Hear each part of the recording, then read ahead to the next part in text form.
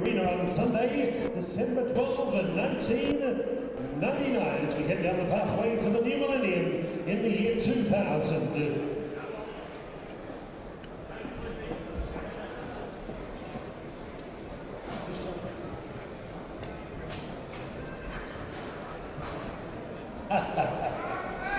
Okay.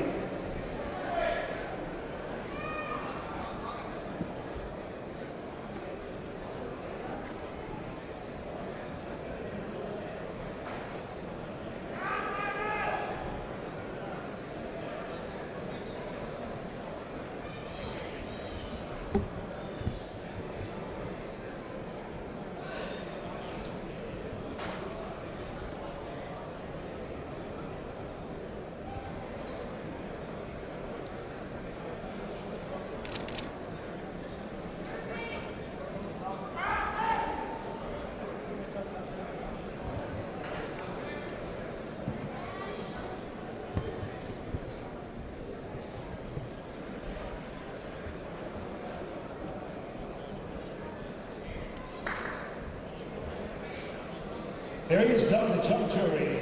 Okay, ladies and gentlemen.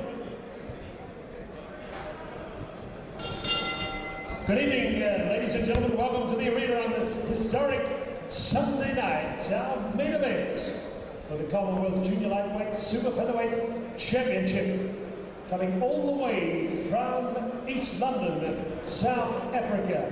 Former world title challenger, Jackie, the pressure cooker, Gunguluza. He fights the great Geelong Commonwealth champion, the Irish Shamrock Express, Mick. Our main event, 12 rounds of boxing. Working Class Promotions in conjunction with Costas, the president of Geelong Footy Club, proudly presented a night of professional boxing for your enjoyment at the famous arena in the heartland of Geelong. Howardly and centering. Ladies and gentlemen, let's get ready to rumble in our opening bout of the evening. Ladies and gentlemen, 6 rounds of boxing. When the bell tolls for the first half, 6 rounds, your referee in charge of the action. Former Australian professional light heavyweight champion, John McCubbin. Your judges at ringside are David Winkel, John Wheeler, and Miss Anika Williams. Your timekeeper, Damien Membry. Welcome to ringside members of the Professional Boxing and Martial Arts Board of Victoria, Bernard Barmer, Robert Todd, Bart McCarthy, Malcolm McGuinness. Your ringside physician, Dr. John Jury. Ladies and gentlemen, our opening bout is a rematch between 2 young men. Would you welcome, ladies and gentlemen, occupying the blue corner from Newport, Victoria, trained in Williamstown by 2 times Aussie amateur champion Cliff Chamberlain. Tonight's getting 63.35 kilograms, wearing black trunks with white piping. Would you welcome wicked Wally Rohayem.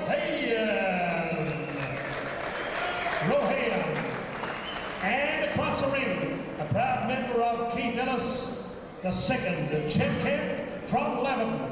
Keith Ellis last Sunday voted for the 13th time Victoria's Trainer of the Year. This young man originally from Lancashire in England, now based in Leopold, Victoria. 6 professional fights. Last night at the North Lane Hotel he scaled 62.80 kilograms, wearing royal blue trunks with white piping. Would you welcome the Undertaker, Michael Unsworth. 6 rounds of boxing. John McCubbin. Calling the shots on video around the world, Stephen Peake and Scott Brower. Righto boys, better talk in the dressing rooms, you know what I expect of you. Righto, shake hands and good luck to both of you. All right, here we are tonight at the Ford Arena in Geelong for this magnificent Keith Ellis Frank Cross promotional card here tonight. And I have to my left Scott Seconds Brower, out, round 1. Scott Brower here at ringside, Scotty, and here we got this rematch here. The boys only fought each other a very short time ago. Mick Unsworth in the Keith Ellis camp, and of course Rohayem there, Scotty in the black trunks, white piping. This should be a very interesting bout.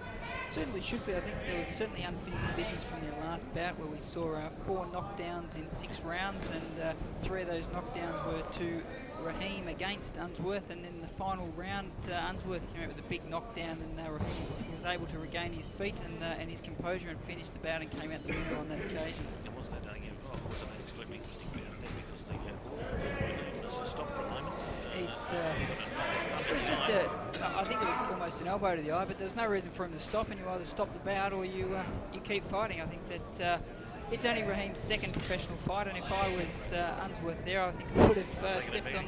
Yeah, certainly. Give him a little go on there with a couple of punches that he may just don't stop. The referee stops the fight. That's right. Calls it there. So a let off there for Wally Rohayem. Unsworth showing fantastic sportsmanship in not unloading artillery on him when he was bent over. Yeah, I think he was caught by surprise, Unsworth, really, that presented itself, and I think it might have, Long John McCubbin might have been caught by surprise as well. He didn't put a count on or anything, so the fight progresses. Well, it's certainly been a big day for everyone because Paul Firefield, a well-known kickboxing trainer, had his 40th today on Sunday with that ringside over recovering from that event, and he comes from Wally Rohayem here at the moment, trying to move an boys haven't thrown much leather at all so far, Scotty. A very different start to their last fight. In their last fight, it was hell for leather from start to finish. This fight, A lot of respect here now, isn't there? certainly is. They're both a little bit more cautious because they both felt each other's power last time out. So it'll be interesting just to see how this opens up over the next 5 rounds. Well, Unsworth is a hard taskmaster, about 33 years of age, I think. That's right. Not much damage done at all. Not much damage either way. I gave the round to Unsworth. These two young men met 2 weeks ago. Punches for the round. In fact, 15 days ago at the Rimbank Stadium on Keith Ellis and the Rebel Motorcycle Group. And it was a great fight, 6 rounds, a return match here tonight. Just joined us, Working Class Promotions in association with Costas. Proud to present this big Millennium Magic Show. Corners there, just having a look and listening to the instructions from either side. So I think that this fight will certainly open up as the fight goes on. Make-A-Wish Foundation, lovely lady in Centering. Certainly will. Okay, Costas, Karuna Thai Restaurant in Pakenham Street, Geelong, and Mind Boost to the Albert Hotel, the Sportsman's Pub in West Footscray, Keith Ellis, sponsoring tonight's Big Bats. Oh, yeah, but Second out, certainly round 2. had a very, very impressive start to his career. And, Come on, get behind the second Undertaker round. and Wally in round 2. Now they may start to increase the pace at this point. And very wary of Unsworth.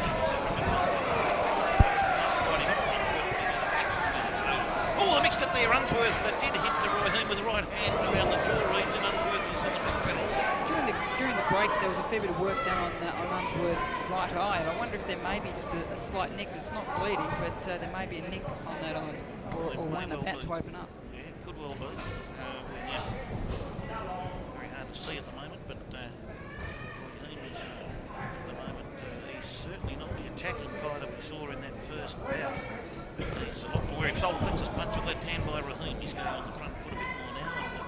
They were a couple of nice punches. I think the first one struck home, the second one maybe hit the post. Oh, and body punch there. Well, do you think it was more of a slip or was it the power of the punch? I think it was a slip, but it was a nice body punch, but I do think it was a slip. He was just off balance. Just trying to get away from the fugilage that would have come his way with the second punch, I think, and just ran backwards too fast. Won't make a good field umpire in AFL football with that style, Scotty. Now, they always run backwards. They don't fall over, but here comes Rohayem. He's trying to throw that jab out. He's got that right hand, that straight right's a favourite punch of his, I think. He's waiting to name it. I believe that AFL umpires have eyes in the back of their head, though. Well, not much happens off the ball these days. Gee whiz, well, the way these two went up last time, they need eyes in the backs of their heads because they hit the canvas amongst them 4 times. So it's going to be interesting. Unsworth is waiting for the opportunity to throw that to right as well. He's jabbing out with the right hand. The left, sorry, I should say, left hand.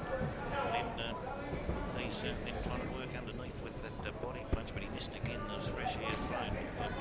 These boys are showing a lot of respect to each other this time round. Yeah, Unsworth's making a miss, but he's not making him pay, and that's what he's got to be able to do. He's got to be able to turn the misses into Our lovely ladies from Lizzie's, Mattia, Kira and Jasmine. Whatever actually did, gave Mattia, Kira and Jasmine from Busy Lizzie's in Geelong. What a good name. Thought was with the punches he did strike, plus that stomach punch that admittedly was Welcome now, slick, South African just in a contingent with fraction more to get corner chief cornerman. Look, I think that was a pretty even round. If anybody won, I think it was probably John McCubbin, the referee. He didn't have to step in too much, but he probably threw as many punches as much work as the fight. He didn't throw as many punches, he probably did as much work as the fighters in there. From the Republic of South Africa. He's got it all square at the All moment. square at the moment, so it's very interesting. We're all different at the moment. I think we've all got different results, but that's what boxing's all about, isn't it? A pretty good situation today. Thank you, David Emery. Second chance, round 3. He is fighting Xolani Blom in the fourth fight coming in on Jimmy Magnificent fight. Now they definitely did work in the between rounds there on the right eye of Mick Unsworth. Definitely. Starting to show a bit of swelling here around the top side of it, I think. Started trying to move forward. He's very wary of that Unsworth right hand. I think Scotty's the one he's worried about. But it's interesting because we've got the Orthodox versus the Southpaw, and Rohayem certainly has a big left hand. We've seen that in his first fight. And Unsworth has the big right hand, which he's landed a couple of times. Oh, the boys are there getting into some action here now. Pushed him away. Unsworth pushed Rohayem away. Rohayem's moved in and they're throwing leather to the high one. Oh, left hand from Rohayem. Scotty was the one that did a little bit of damage there, I think. Well, this is what we expected, really. This is how their first fight was from first round and last round. Yes, some super featherweight Commonwealth champion Mick Unsworth in the Kickboxing corner helping Mick Unsworth before his fight. Fantastic gymnasium loyalty there shown by Michael O'Malley there at ringside. Well, that's the way Mick is. He's a great fighter and he's a great fight fan. He likes to support the guys in the gym. He's often seen him down at the fight supporting the other members of his gym. I noticed Rohayem just shaking his right hand with his lead hand. I hope there's not a problem with that now. Yeah, he's shaking it again. It may be an injury to his lead right hand. Could have been a bit of electricity went up before when he threw a punch. He did throw a big right hand amongst that fuselage before, so that could have... Oh, we got the body punch again. He tried to move away. Scotty nearly slipped again, coming backwards. Perfect punch. Perfect punch against the Southpaw is that long, straight right to the body. Definitely a problem with Rohayem's right hand. He's shaking it after every time it lands. Yeah, that's not a good sign. That left hand he threw just a moment ago, Scotty, if it had caught Mick Unsworth, he would have put his head in Virginia Park Oval, I think, but he missed. And Rohayem with the right hand just poking it out there now, and he's just poking it out just as Unsworth pokes out his left hand jab. They're so wary of each other, these two boys. An interesting round. Yeah, Third round. I saw that round. I saw that round to Mick Unsworth. I thought he did more work. I thought that it was certainly his round. Not by a lot. There was not a lot in it, but probably enough. He landed the bigger punches. Probably two. Do some good work, and I think did a bit of work in close. So it was a fairly even fight. And as I said before, the three of us on the side, the two commentators and our assistant, Lee Thomas, having a very close, probably within a point or fairly even at this stage. Maybe Unsworth just a slight margin. Welcome former Australian featherweight champion. Two in it. Yeah, I've got Unsworth. Kid Young, Kid White, 2 points up at this stage, but really nothing there. I know Lee Thomas sitting down beside me. Congratulations on your Sydney Olympic appointment. Okay, coming up for round card, isn't it? And we've all done it a different 4. Done it a different way. Round 4. I wonder if we make it at the judges' school. We'll have to click Bernie Barber on the board at some stage. But Unsworth flips out. Let all through. Well, he finally started to throw that big right hand to Scotty. That was the one that I said before was a big punch of his, and he's throwing it again. I think Kickboxing has told him when he sets up with that left hand to throw that right. Well, look at they're into the second half of the fight now, and the work rate's starting to grow, and the power of the punches is starting to increase. Oh yes, is it ever? And Wally Rohayem is poking out that right hand. He's reluctant to step in close, isn't he? At the moment, only had that 1 or 2 instances where they didn't mix it in a big fashion. Very nice little lead punch he threw then. His right was it was basically what we would call a shovel punch, where he turned it into an uppercut right at the last minute. Yes. Yeah. It just pops the head up with the opponent, and then he followed it up with the left hand. Unsworth did hit Rohayem then in the facial region, had him reaching back over the ropes just in front of the commentary area.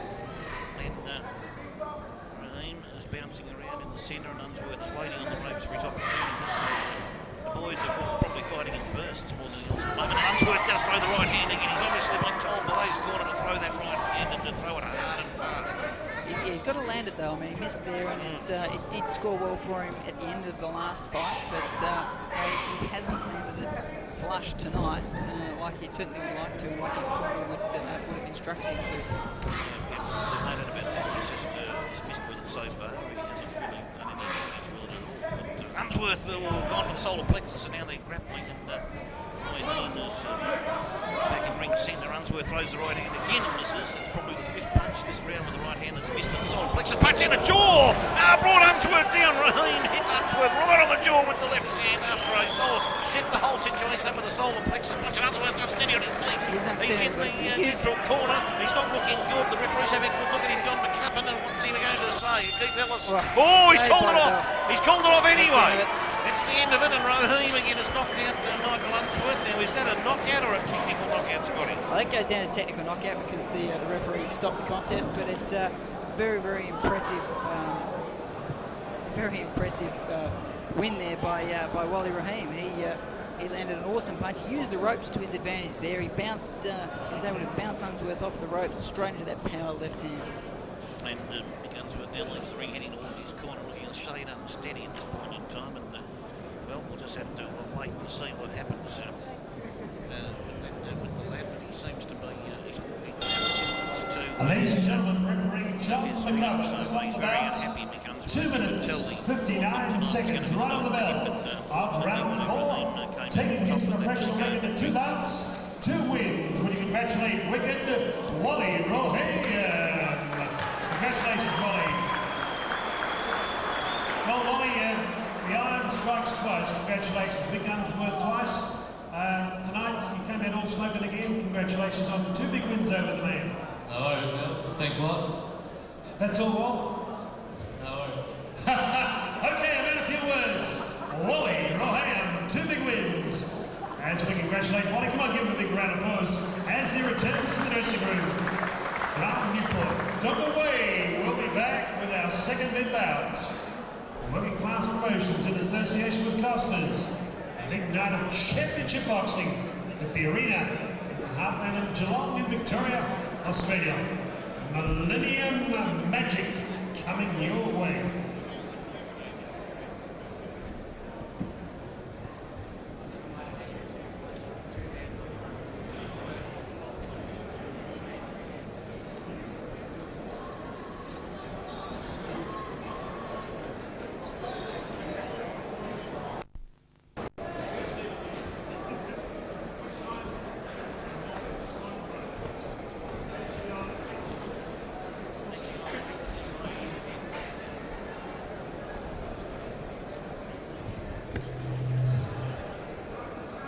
Michael Hunt, Mega Havoc, and Robert Cameron. Where's the head, Roberts? Keep punching, Rob.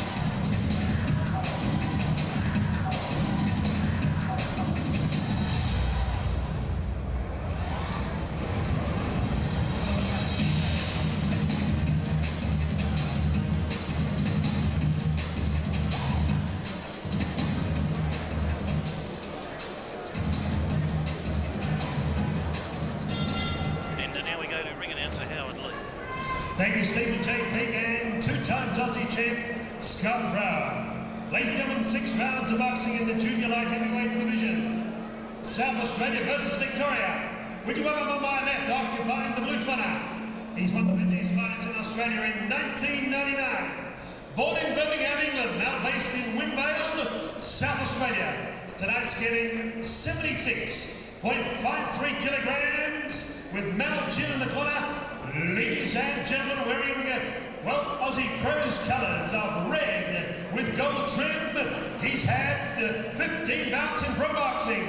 Would you welcome Mark Thompson, South Australia. And across the ring, making his big professional debut under the champ camp, Keith Ellis II, scaling 74.90 kilograms last night at the Norwayne Hotel. Ladies and gentlemen, in amateur boxing, 23 bouts, 17 wins. Wearing black trunks with gold, Tigers colours, the Evolution, Craig Eden. Referee in charge, Jim Slatter, 2 times Aussie amateur champion, professional champ, Jim Slatter. The dressing down in the dressing room, you keep it clean. Box fair, and good luck to both years. Good luck. Okay, we're ready for this junior light heavyweight bout. Scotty, I don't know much about these boys, anything that Howard has just told us, and Thompson, they're bouncing around in the red trunks. Okay, we're coming for round 1, 6 rounds of boxing. Of course, Craig Eden now in the Ellis camp in the black trunks with Round waistband and yellow pipings, and these boys, well, it'll be interesting to see how they go. Well, Craig Eden's making his professional debut. I've seen a few of his amateur fights. He's very, very well schooled in the champ camp by Keith Ellis. Mark Thompson from South Australia, very experienced, had 15 professional fights. So it's a big step for Craig Eden to make his pro debut against such an experienced campaigner as Mark Thompson. He's a stocky boy, Thompson from South Australia, isn't he? He's got that stocky build. He's stocky. He's also 1.5 kilos heavier than Eden at the weigh. There's a slight weight differential there. Eden looks to be the classic build from the junior light heavy. Certainly does. Looks very a little bit tense making his pro debut. I mean, it's understandable. Oh, he's in front of a big crowd here in the Ford Arena in Geelong, of course. Exactly. He's nervous, and here the boys mixing up there. Left hand thrown by Thompson, the solar plexus, by Eden in the solar plexus of Thompson. And Thompson there comes back with the left hand, but they're sizing each other up a little bit at the moment. Nice body punching already from Eden. He's shown that that's going to be one of his skills is the body punching, which is very familiar in the champ camp by Keith Ellis. He teaches most of his fighters, or all of his fighters, work upstairs and to down. work the body. Nice left hand there by Eden too, caught Thompson across the forehead region, and he's doing quite well in his first fight here. He's got the reach advantage. He's certainly got that, and he seems to look exceedingly fit too. I see. I hope he's got the stamina, and he's got all the makings of something that we've seen going on in the junior light heavyweight ranks. Scotty. Certainly has. He's using his reach to advantage at the moment. He's a little bit off balance. I'd like to see him just keep leaning forward. He seems to almost be falling backwards after he's thrown punches. He just needs to Careful with that, don't you? just keep his weight forward over his front foot a little bit more. We gave him a nice little tap around the left ear hole end of Thompson there. That was a nice punch by Thompson, by Eden, sorry. Had to get Thompson there. And he's looking big in that ball there, so rangy type, and he's been able to get that big reach, is giving him the chance to get in around the hip region of Thompson, the South Australian fellow. Yeah, Thompson's just waving his right arm around. He's not looking to load it up, and it's just sort of throwing Eden a little bit. He's just looking at it where to place his next shot. Oh, and the boys are mixing up here in the ropes just in front of the commentary area there, the scrimmage, and here comes Eden now leaning over. Thompson barrels in, and the boys put themselves up. Only for Jimmy Slater, he doesn't have to do any work in this round yet. The boys have been pretty good in the tangles so far. But it's been good. I mean, it's often you see these bigger guys having to, they get tangled up, and the referee's got to work hard at pulling them apart. But these guys are making Jim's job quite easy, aren't they? Oh, beautiful uppercut there from Eden. There caught Thompson right in the jaw underneath, and that was a beautiful punch. He seems to have the repertoire of punches. No doubt the Ellis camp have got this boy finely tuned. Oh, so he's got the full kit, hasn't he? And, he has. Thompson, though, he's a campaigner. He's seen it all before. He doesn't look to be hurt at all. He just taking it all in, having a look, and now going to work. And then they're going to work, but he's got a bit of a problem there. He's got to reach. He's got to reach up. That's right. And he can get to Eden. Just joined us for bout number 2 on this big program, Working Class Promotions. Giving in association with Costers. Interesting round. I gave Welcome also the Super Cats, 1998 best and fairest player, 1999 runner-up for the champion Geelong footballer, Peter Riccardi. Good evening to you, Peter. Peter Riccardi, the Flying Cat. I totally agree with you there because these Super Cats. The great boxing, kickboxing man, Peter Riccardi, see what happens if he's able joining us at ringside tonight. some more physicality in the second round. Our lovely ladies from Busy I mean, Lizzie's, he looks like he's the bigger puncher. Tira, Kira and Jasmine. Stronger. Jasmine. You know, Welcome also boxing and fitness training and Jim Cheetahs from Maitland Court in Rodale. Jim Cheetahs on the comeback trail in 2000. Seconds out, round 2. see how Thompson capitalised on the experience. Certainly, we all have the one-minded the table there about winning in the first round. So here we go. Heath's got appear to be a point lead and he's dominating a little bit from the centre of the ring. And now staying over up to those left and rights there. He's doing a good job and he's answering every challenge here being thrown in by the South Australian boy who's come in hard.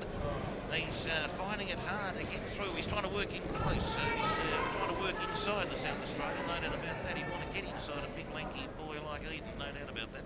Yeah, well, Thompson's only chance is to be inside. He's got to be working in close, but you know, I've hardly seen Thompson throw a body punch all night. He needs to work to the body, and he needs to be getting in close, closing up that distance. And at the moment, he's unable to do that. He's just beating him to the punch. Yes, got a nice slapping left hand to the jaw region. Then our boy from South Australia, Thompson, and copped another one across the forehead. He's starting to Craig Eden is starting to sort of Nice right now. Beautiful. Oh, beautiful punch there from Craig Eden straight across the facial region, and he got him again with it. That uppercut too was a beautiful punch. This kid. Beautiful combination. Left hand right over the top, left uppercut to finish it. He's not suffering from any first up professional fight blues now. This Craig Eden boy, and he's starting to fire away. And I think Thompson's got his work cut out. There's no doubt about that. Yeah, the reach is certainly a major factor in this fight at the moment. Eden's able to use his extra length to his advantage. A little bit of blood coming from the nose of Thompson now. Well, he's been working on in that area, and Eden, and I'm not surprised that it's starting to some injury or some difficulty might be starting to take place. But the boy in Eden there managed to get a left hand in, and he's not doing enough work. Thompson, when he does get in, he's not doing enough work inside. As he lowered down, he should be probably working around the solar plexus region. He's not doing it. No, he's not doing. Well, there's a little bit of work in the body from him there, but it's also the first time I think Jimmy Slater, the referees, had to come in and pull the boys apart. Yeah, about that, but he should be being short like that. He should be working inside, but he's not doing it. He's leaving himself wide open because if you want to cut down a bit more like that, you need to a little bit of blood on the just ringside judge. There's a bit of blood on the side of Heath or is it Thompson? I can't see at the moment. They're in close together. It could be a cut. It could be on the side of is it on the left hand side? No, I can't see. I think there might be a cut on Thompson. Thompson then threw a big left hand that didn't hit the Heath on the ropes, and now he's working away in the body, but Heath got out of there beautifully, and he's turned him around, spinning around on the ropes, and he's got him stuck there at the moment. He can't get a beautiful solar plexus punch from Heath, then he's got him with a ripper, and he's starting to unload a bit of heavy artillery here, hits him across the top of there with the right hand, as he cuts loose here. Craig Eden doing a beautiful job. He got out of that trouble beautifully. He's got in there. Great work from Eden. He worked hard, he worked ferociously.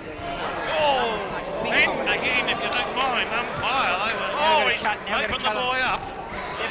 Big cut now. Oh, big cut there, no doubt about that. Johnny Middleton before that right eye of Mark Thompson there. The South Australian boy has opened up a big cut there, and he's going to need some another round. Medical skills in the corner there.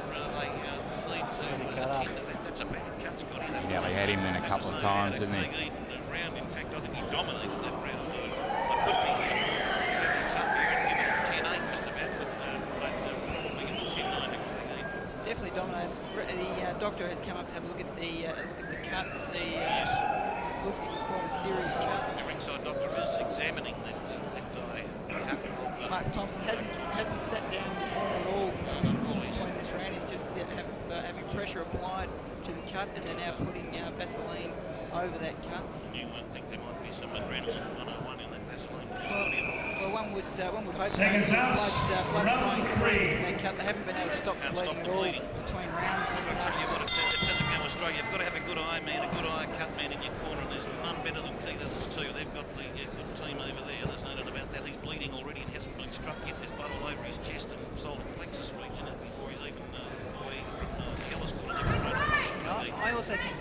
slight nick on the right eye as well, on the left eye. So I think that both eyes are cut. We're starting to open up a bit here now, and there he goes with the left hand across the top. And again, a beautiful moving junior. He's doing a great job here tonight. Thompson knows he's in trouble, so he's got his cuts. He's got to fire away. He's getting in close. Heath is avoiding him. Thompson's working hard now. He knows that he's in trouble. He knows he's got the cuts, and there's every chance that his fight couldn't stop him as a result of those cuts. So. Oh, it's a shocking cut. Here comes Craig Heath working away, and the referee is going to have a good look at this eye. He's going to have a big look at the eye. There's no doubt about it. The boy has gone the wrong corner. He's looking for some assistance here. The doctor's there. And it's finished. Jimmy Slatter's waved the hands, and there's no way you can keep going with an eye like that. It's a shocking cut. Bleeding profusely straight into the eye. There's no opportunity for that fight to continue, and a very, very good debut there by Craig Eden. Well, was it ever? That was a stunning debut from Craig Eden, and there's no doubt the Ellis camp have found another fighter in their camp. It's got the artillery. He's going to be a very good boy, and gee, you could just about see this boy up against a Paul Murdoch not too far down the track. There's Scotty, could you? Well, good call. It's Paul Murdoch. His next fight up on our card. Very well let him do that. Ladies and gentlemen, 48 seconds of round 3. Acting on the advice of ringside physician Dr. John Jury, referee Jim Slater waved the contest off. Your winner, making a big professional debut, Craig Evolution Eden. And how about a big round of applause for a gallant performance by Mark Thompson from Winkel, South Australia. He wouldn't quit.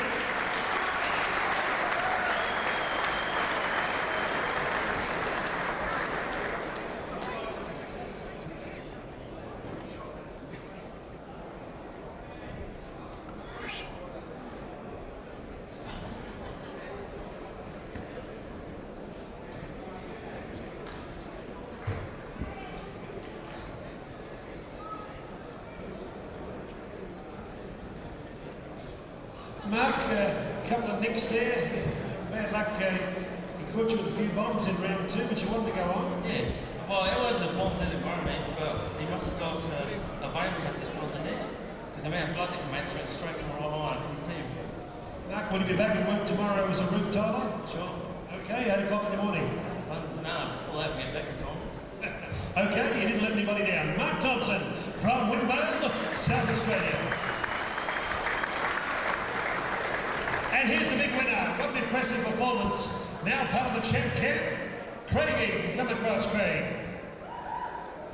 He's lovely lady there. Craig Eden, what a good performance by this young man. Congratulations, Craig. A pretty daunting task, first pro fight, but you showed a lot of poise and some big shots there. Yeah, it was a great bout with Mark, and it's a great finish to finish on your first pro fight like that. I'd just like to thank Keith coming over from South Australia, originally from there. And since I've been in Keith's gym, I've just improved every minute.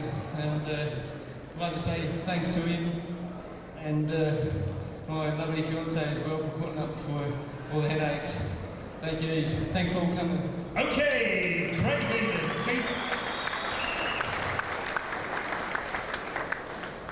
Keith, in Craig Eden, I saw a very hot prospect. Early days yet, but he's nice poise, nice balance, jabs well and hits hard. He trains every day, he's a good boy, he's very dedicated. I'd like to thank Mark Thompson, he saved the show, I don't know, 7 or 8 times. He was a triple A, anyone, anywhere, anytime. Okay, Keith Ellis and Craig Eden. We're going to Craig a big round of applause as he goes back with a big win under his belt. Don't go away, we're at the arena in Geelong on this Sunday night, December 12th. TNT, we're dynamite. TNT and we'll win the fight. TNT, we're a power load.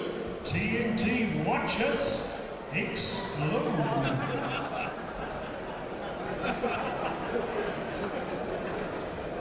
Now we're coming up for our first international bout of the evening. South Africa versus Australia. In fact, South Africa versus Geelong. Geelong, not Geelong.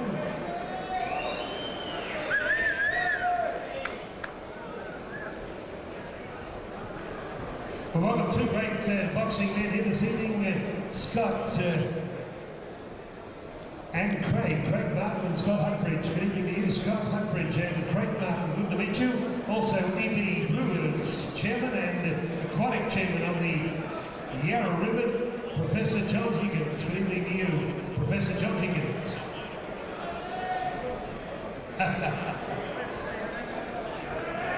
Not Professor Roy Higgins, but John Higgins.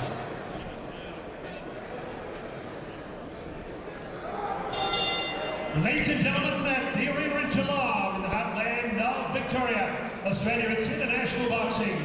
The big boys in the ring at this time. It's, ladies and gentlemen, 6 rounds of boxing in the cruiserweight division. Ladies and gentlemen, would you welcome on my left, with the Rebel team assisting in the corner, with his chief cornerman, Rumi Gurana.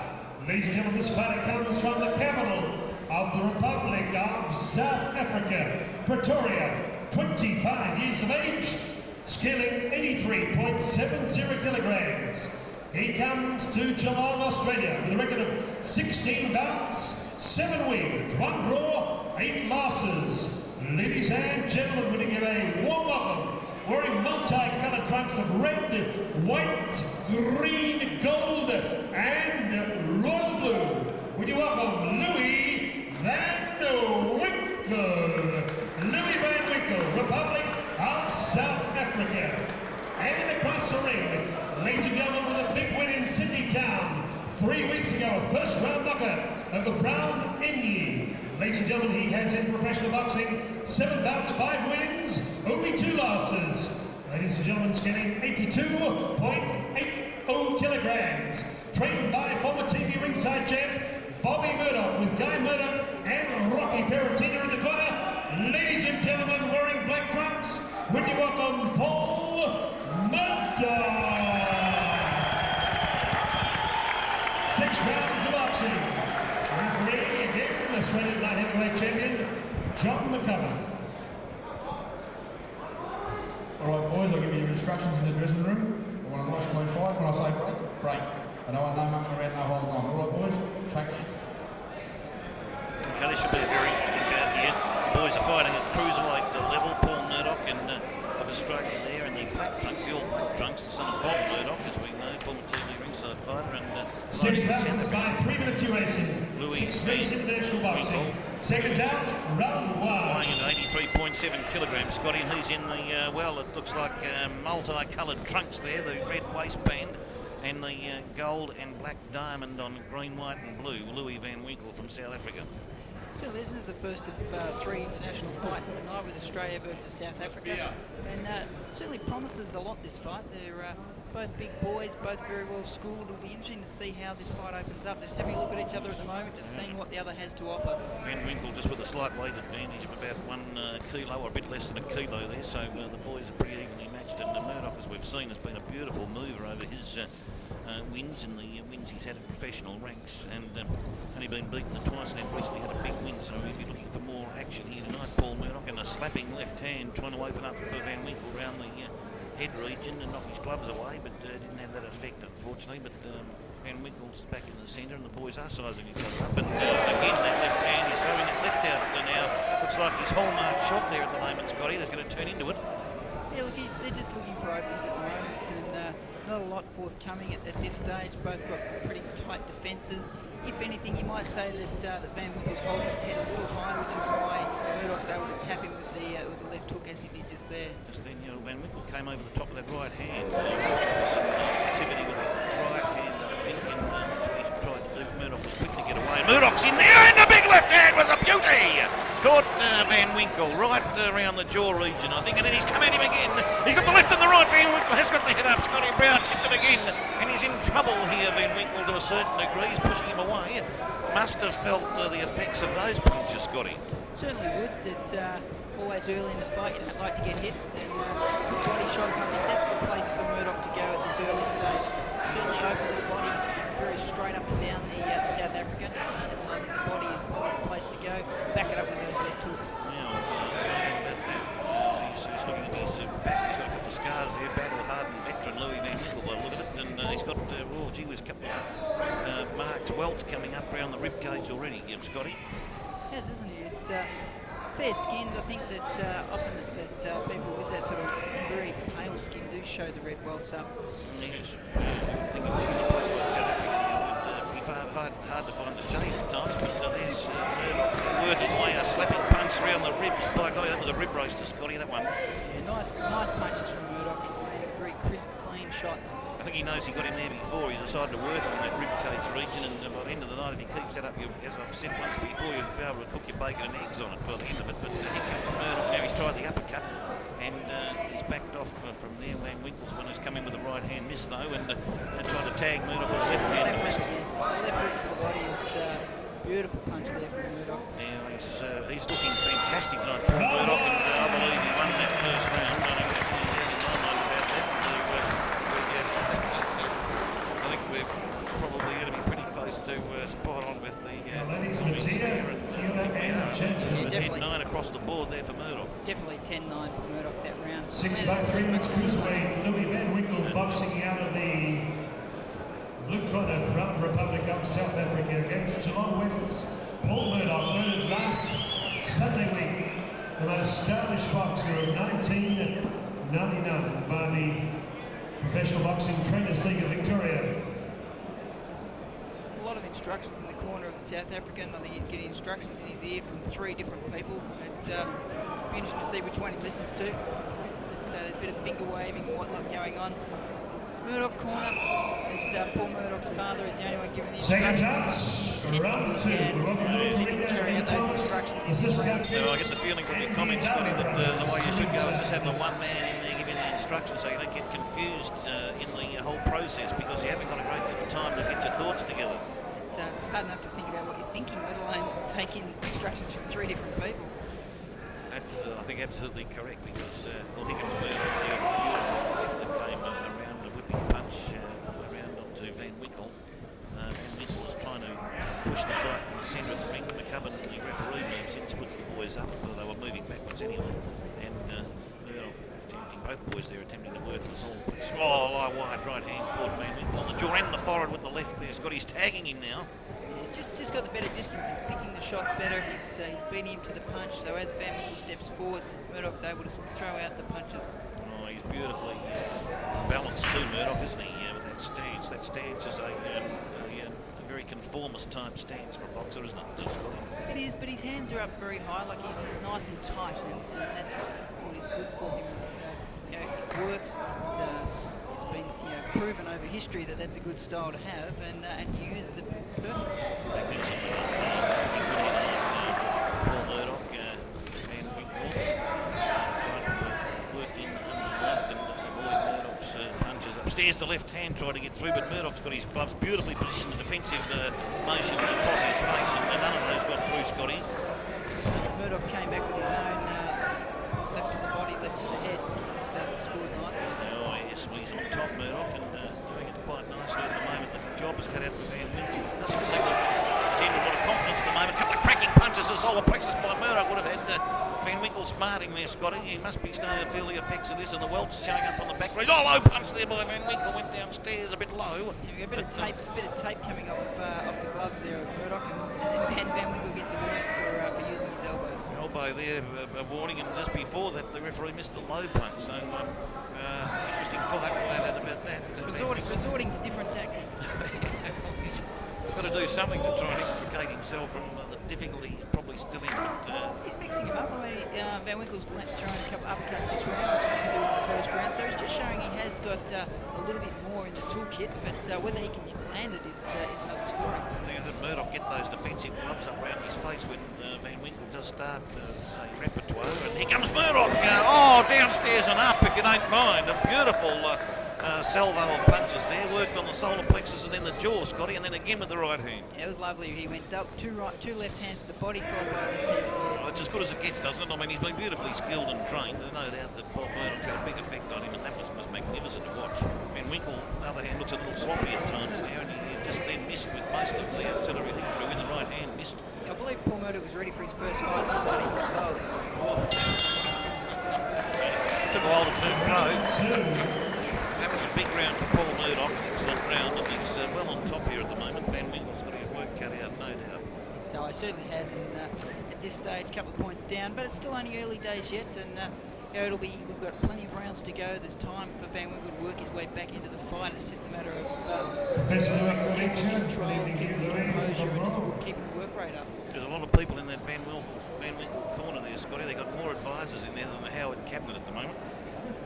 Yeah, they certainly have, haven't they? Well, I think they're slowing down the chat this time. They're down to only one or two talking at the same time.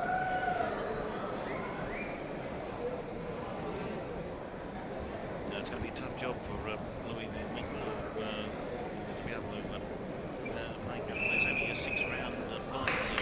Seconds out, round 3. He's 2 rounds down at the moment, and he's pulled something out of the box. Murdoch was looking beautiful here tonight, coming up from that big victory in Sydney against Guinea, I think it was, that we found out about. So here comes Murdoch, he's got the gloves up, waiting for Van Winkle, and throws that left hand. Is starting to become a big weapon in the Murdoch artillery box. He loves to throw it and throws it regularly, and it starts low, works its way up, and got him in the jaw just then, Scotty, with a couple of right hands going around the rib cage. The beauty is you can see the openings there. He's seeing that that there's an opening for his left rip or his left hook, and he's just throwing it at will at the moment.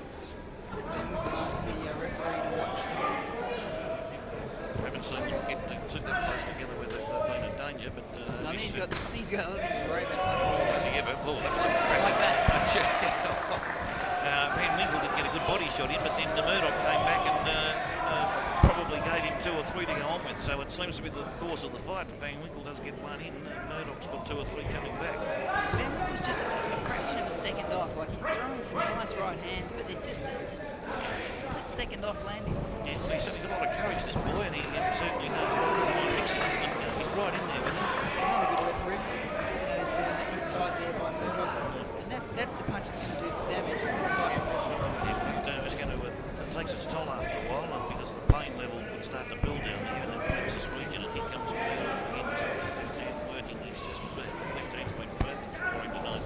Van Winkle trying a different style of game. What he's doing now is his hands are down, but he's more on his toes, trying to move. Throws a big wild overhand right.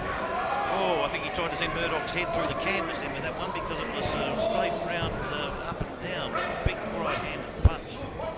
And John McCallum tells the boys to box. Often a sign of desperation punch like that. It really had no chance of landing. It was just a wild shot. It was a hope for the best type punch. If it had landed, it would have rocked Murdoch somewhat. I don't think it would have put him out of business, but it would have given him a jolt. There's no doubt about that. Yes, but I don't think Murdoch was ever going to hit him. No. Not that it was. He was just too quickly out of the way of it. I think he telegraphed that he could see it coming anyway. And then he's just now poking out the left jab. Van Winkle at the moment. I think probably giving himself a bit of a rest, or is he trying to set up the right hand? I think that's the one. And he tried to a hearted type right hand. And coming around the corner, Murdoch again, and a couple of beautiful punches got him around the head of Van Winkle. He's working well. He hasn't rested at all. He's just keeping the pressure on it, and that's having the best impact. Because what's happening? Van Winkle's looking for a pace. He's taking freedom. He's waiting for Murdoch to stop, and he's just not stopping like that. He's just keeping the action coming. He's not covering up Van Winkle when he gets in place when those head punches come in, and he's trying to fly away himself, but this hasn't got the defence there that stops the Murdoch Panzer division moving forward. Those punches just keep landing. Well, he's courageous, Van Winkle, but as I said earlier, he's just a fraction of a second off, and that's why he's just been beaten to the punch each time by Murdoch. Oh, big punch from Murdoch at the end of that round, and Van Winkle, by golly, he's in trouble. And another big round of Paul Murdoch. Very good round. He's certainly got the run of this fight. He's right on top. And again, we see the advisors in the Van Winkle corner are working overtime with the instructions on Van Winkle. He must be absolutely punch-drunk by this point. I think at this stage should be, I think they should let the head trainer take over and just tell him to keep his hands up and look for openings and work back himself. Like, he's not doing anything. He's more trying to be a counter puncher. Where he's got to work on something. So he's got to find the openings himself, expose them, and then work on them. Where he's not doing that at all. He's just keeping up the same thing. Seconds out, round 4. Scheduled 6 rounds of cruiserweight boxing. Trouble. And, good to see Adrian Berlin at ringside. Tonight, fantastic bout. Stars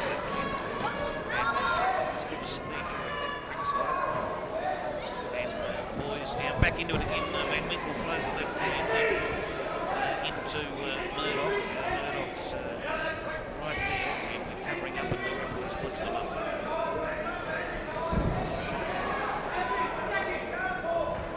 Van Winkel then waiting to throw the combination there. Obviously, the boys are just measuring there at the moment. Murdoch comes into the body. A couple of nice body shots, and McCubbin moves in to split them up again. Yeah, this is the best that Van Winkel's done. He's taken the lead now. He's probably the fastest he's been in the fight. He's just looking for, he's just coming forward and starting to put his own pressure on the fight, which is good. Oh, fantastic. Good to see him. He's got enormous courage, this boy from South Africa. I'm very impressed with his courage, and he just doesn't take a backward step. Doesn't matter if he's being hit as he is now. He's being jabbed, and the jabs are getting through his guard because he's not keeping those gloves up, Scotty, but you seem to think that style is He's suitable. got to keep his head down, and he should also keep his hands up, but he also needs to keep his head down. At the moment, what he's doing work, and as he stops, his hands are coming back somewhere around about chest, somewhere between waist and chest region, rather than back up in front of his face. So he's being struck. Every one he throws, he gets just as much coming back as whereas he might hit Murdoch with a nice punch. He's going to get it all coming back to him. He's got no defensive punch to protect his head. Not only does he get it coming back, he's got it coming back in threefold. Yes, that's been the order of the fight, really, because Murdoch has put together some magnificent salvos and punches. Absolutely superb form of Paul Murdoch. Oh, a big punch to the head region there, rocked Van Winkel from Murdoch. That would have rocked the dentures to the back of the teeth there, Scotty. Murdoch's throwing punches in bunches. He's putting them together in combinations. He's not just relying on one punch. He's throwing 2, 3, 4, 5 punch combinations at times. And that's what's causing the biggest problem for Van Winkel. He's ready to catch 1, 2 punches, and suddenly it's 3 and 4 after that. So he did throw a punch a moment ago. Did strike Murdoch in the jaw. It was a nice punch, right hand. I think it was his best punch of the fight. And big right hand from Van Winkel was a nice punch which caught Murdoch. Certainly. He did land a left hook of his own at the same time. Yes, to counteract it. So certainly Van Winkel's best round of the fight so far is that he has landed some punches that have had impact. no doubt about that. Murdoch flying and does strike. Van Winkel there in the jaw. Murdoch just after a solar plexus or a rib roaster. Just another example of where the head being held up high is a target that he Is it can't miss. ever? It's the dentures are receiving a working out there, Scotty. The Van Winkel dentures. To hit it, I mean, it's no choice but to hit it. That's right. Well, he's had great work for the dental technician in South Africa when he gets back home. He keeps that form up, but another would have to be a Murdoch round on the loop. Yeah, certainly pitching a shutout on our cards at the moment. Very much unofficial, but certainly 4 points up to Paul Murdoch. I don't think there'd be much doubt about that in the eyes of any of the ringside judges, I think, at this point, because Murdoch is showing enormous ring craft and expertise here. Van Winkel is courageous and he's coming in hard, but just hasn't got the skills, really, to be able to make up the leeway on Murdoch at this point in the fight. It's just a style that he's going to have a lot of difficulty with, and the work rate that Murdoch possesses is he's just progressively wearing Van Winkel down. He's just tripping him over and over and over, and to the point where Van Winkel's sort of running out of tricks now. He's not going to... Seconds out, I think round Devon His best 5. round of the It was fight. his best round, I agree with you. But at the same time, I think that he's running out of tricks. I think that the reason that was his best round because he stopped trying to do things fancy, and he thought, well, what am I going to do? And he just stood there and threw punches. Quickest way between A and B is a straight line. I think he then worked out that he started hitting Murdoch and did then again nicely with the left hand on the side of the cheekbone of Paul Murdoch. Nice double left hook from Van Winkel. And Paul Murdoch, though it hasn't, it's never been rattled. He backed away from the solar plexus punch. Van Winkel comes in, nice combination for Van Winkel. I think one of them made its way through around the forehead and also the cheekbone, and he gave him a slap on the head, but he know he's still in the fight. I think anything that Paul Murdoch should have done, just be worried about Van Winkel early in the rounds, because I think that whilst the heads came together then, I think that that's when Van Winkel is most dangerous, the first 30 seconds of the round. Oh, he certainly is. Fighting a very professional fight. He's not doing anything silly at all. He's working his way to a points victory at the moment, and Van Winkel is trying to make a leeway with a big right hand over the top that started in Tasmania and ended up back there. A 360-degree punch, Scotty, just about. Very much stuck in South Africa. By golly, Wally when he cuts loose with that haymaker. It's a loopy it punch. makes hay. Oh boy. Very interesting style of that punch, but Paul Murdoch just gets telegraphed to him because you can see it coming. He's well out of the way with the time it's getting ready to land. So Paul Murdoch bounces By the way, back. he's got time to do up his shoelaces. No doubt about that. Van Winkel now showing courage and dexterity. He blazes away at Murdoch, pushes him back on the ropes, and again it's another good round from Van Winkel. He's trying to do everything he can to make up the fight. A very courageous South African, no doubt about that. Well, he had to do something. I mean, the fight was going nowhere. I think that, as we said earlier, his best form of defence is aggression. Yeah, and it he's is. now just putting them together. He's just standing there saying, right, this is what it's come down to. It's going to be a fight. He's turning it into a slugfest, or trying to, because he wants Murdoch to get in close and mix it with him on that level. So Murdoch doesn't need to do it. Murdoch doesn't need. He's got such a bank of points. He doesn't. Now he could just box and move and just run this one out. I think he thinks that maybe just to show that he's at the same sort of strength level or whatever, that he has to show he can get in there and mix it with him, but he doesn't have to. He can bounce around on his toes and use that jab. He can use that left hand. It's a beautiful left hand. Right, this could be Murdoch's off round. He might be just having a rest to make a big finish in the 6th and final round, which is coming up next. I know his trainer over there and father, Bob Murdoch's been yelling at him to follow instructions, so maybe he's not following instructions, just for Paul Murdoch. He wouldn't have instructed him to go and lose the round, would you? Hit. That's a good point. It does make sense. And Paul Murdoch bounces back again from Van Winkel, who comes in hard. Oh, he brought the knee up then, Van Winkel. Then got off balance. Accidentally, I might say. Nothing illegal about it, but he was off balance a bit, did bring up the knee. No damage was done with it, but to me, that was pretty... I gave it to Van Winkel. I think he did the better work. He did more work. He was busy. He was strong. I thought that he fought a very, very good round. I thought he got picked off a couple of times by Murdoch. Okay, Some of just those join us. scrimmages We're in sort of action back now to the was Olympic either, Geelong. one thing we can say is this, The it wasn't a Olympic Murdoch Magic round, Bout so 3 international it was a Van Winkel cruiserweight round. match. Let's look at Van something Winkel, different. South Africa, Republic of South Africa. We don't want to get monotonous, do we? Geelong West. How did our other co-ringside official, Lee Thomas, see that? We saw that one 10-9 to Van Winkel. Yeah, well, it's probably looks like overall the averages Van Winkel got that round, so it's fought Second back well. out, 6th and final We're now round. into the final round, as Howard Lee, the ring announcer, has just cried out to the crowd. Mind you, you'd have to have told Van Winkel that he's more than by points and he has to win by knockout. The only way he can win is to knock him out. So he should go hell for leather this round to have any chance of winning. Yeah, well, he's chasing Murdoch now. In fact, he's taking the fight right up to Paul Murdoch here. Oh, there, and Paul Murdoch bent down. Van Winkel Body shot, showed right on the sportsmanship. solar plexus. Yeah, good punch. Van Winkel showed good sportsmanship. Not to crunch Murdoch's head into the canvas then. He could have belted him on the back of the scone, but decided against it. Oh, look, very good sportsman. This fight, it's a very, very clean fight. Beautiful fight. Both been exceptional sportsmen. It's been a bit scrappy, I suppose, the last couple of rounds because the boys have turned into the quasi-slugfest, I suppose. And oh, Van Winkel came in hard with his best body punch of the fight there, I believe. That was a crunching solar plexus punch.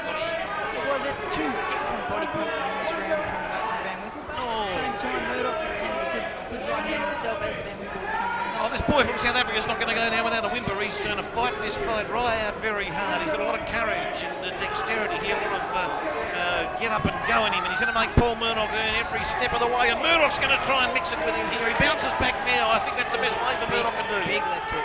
Yes. But, look, tremendous effort here from Van Winkel. He's digging deep, really deep. Oh, very deep. He's got a lot of strength and courage, and look at him pepper away. I mean, some of these punches are landing, some aren't, but he's right in there firing away. He could very easily have just taken it easy and had a lazy loss, but he's decided to fight it out beautifully. He gets into a tangle for the referee to break up. It's a great finishing round. Van Winkel comes in again there right hand and getting into another tangle. He's shown a ton of character, a ton of courage, and he knows that the only way he can win this now is by knockout, because he lost the first 4 rounds. I don't think he can knock Paul Murdoch out unless one of those atomic bombs he's been trying to drop with that right hand lands, and they're 100 to 1 shots, Scotty. He's not going to do it with anything else he's got in his repertoire. But I don't think he is either, but... the thing is, he's trying to do it. That's the main thing. In fact, I think that his best there was the big atomic bomb there. I think that his best chance really is those big body punches, which he has landed twice in this round. Well, he has. He's exerted some influence with that solar plexus punch. Again, gone upstairs on Murdoch there, was just open for a second and just got caught the glance by a punch. Boys are in a scrimmage and it's getting very scrambly here. And Van Winkel has turned the last 2 or 3 rounds into a slugfest and swinging long, wide and handsome. Van Winkel may have scored there once or twice, but oh boy, he's going to make him earn it. Where was this Van Winkel in the first 4 rounds? But I think that what's happened is Murdoch's falling into the trap here and just getting into a slugfest where he didn't need to, and really doesn't want to. The South African's a tough boy and he's dishing it out. Murdoch's in there with him, the heads are getting close. They've got to be careful of that because that's how you get the head knocks and the cuts. But Van Winkel is going to go down here with guns blazing. Van Winkel, he's going to try and throw that right hand. I know I tell you before the bell goes, he's going to throw that big right again like he has twice already. That split second that was missing earlier in the fight. Here goes the bell. What has come back in the last couple of rounds and a great round to finish the I fight. thought Van Winkel won that last round myself. I thought he probably hit Murdoch 2-1 in that last round. So I thought he did very well in that last round. But certainly at this stage, I think he only won those last 2 rounds. yes, that is correct. And I've got Murdoch winning by a 3-point decision. And it's Come on, put your hands together for Louis Van Winkel and Paul Murdoch. 6 rounds of great international. Paul Murdoch in the earlier round showed the skills. The first 4 rounds were rippers and probably either a 2 or a 3-pointer to Murdoch. We'll think it ringside. I think Murdoch better go over this and just that jab was the real weapon for him early. And Lost his last 2 rounds. fingers. If he had kept the jab coming, he probably would have found that it was an easier fight. Former University champion, Those last couple of rounds, but TV on our ringside card, very champion, much Malcolm up for McGuinness sure. here at ringside. Be a winner. I just nodded to Louis Van Winkel and said well done because that was his finish off the last 50% of that fight. It was a very gutsy performance. Oh, excellent finish, and I think it augurs well for what we've got to come.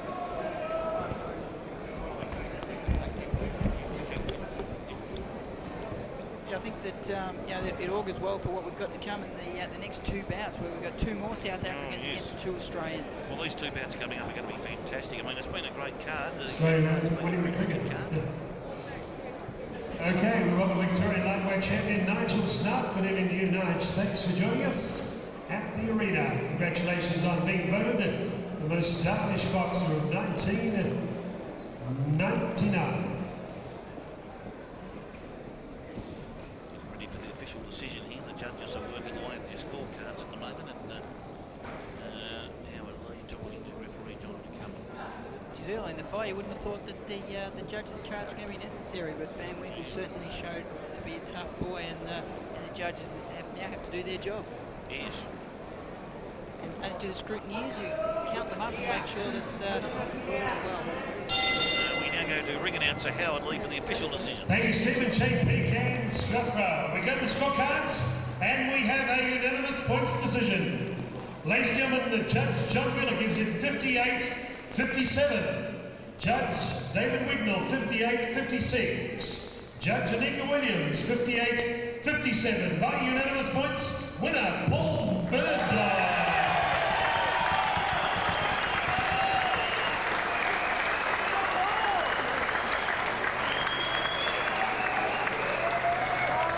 Ladies and gentlemen, before we talk to Paul Murdoch, how about a big round of applause for Louis Van Winkel from Pretoria.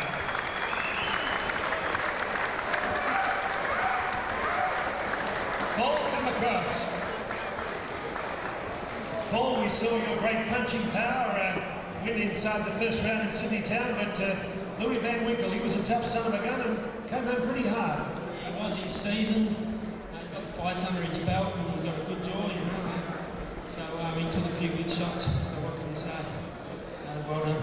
Paul, you've got a tremendous supporter base in your hometown, and you finished the year with 2 big wins and a national ranking, one would think, for the year 2000. Congratulations.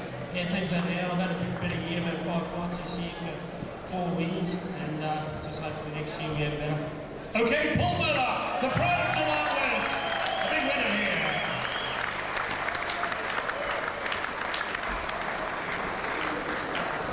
Okay, we'd like to welcome to ringside a man who is number 2 in the lightweights in Australia behind Tony Miller. Would you welcome the Rolls Royce of boxing, Lincoln Stewart. Lincoln Stewart, the Rolls Royce of boxing. Doug Away will be coming back with bout number 4 at the arena. Are you ready to box? we're ready to rock. We'll be back. Number 4, in just a moment. Evening forward, heavyweight, rated fighter, Les Peter, and all the big guns.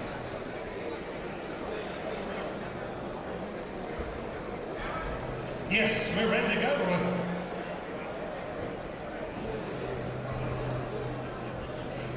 In the clearing stands a boxer, a fighter by his trade.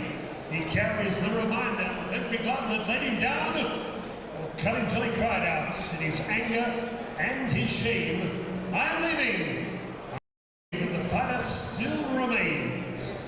Would you welcome to center ring, ladies and gentlemen, from South Africa, Xolani Ngemntu.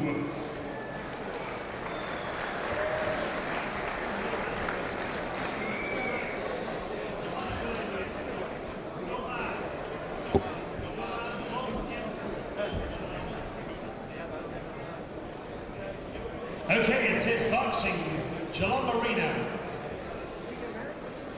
Emma, I'll read that out. It says boxing, Geelong Arena, Sunday, December 12.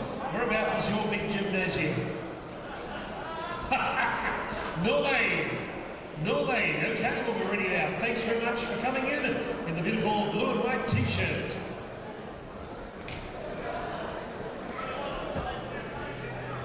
What's that?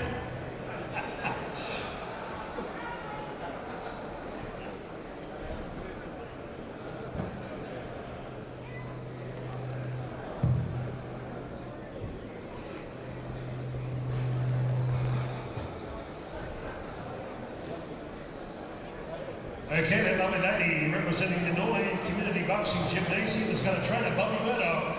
He's taken over the gymnasium situated at 12 Wendover Avenue, Norlane. All welcome. T-shirts available tonight that one, they're $15, only 20 left. Okay, the Norland Boxing Gymnasium, 12 Wendover Avenue, Norlane. Everybody's welcome.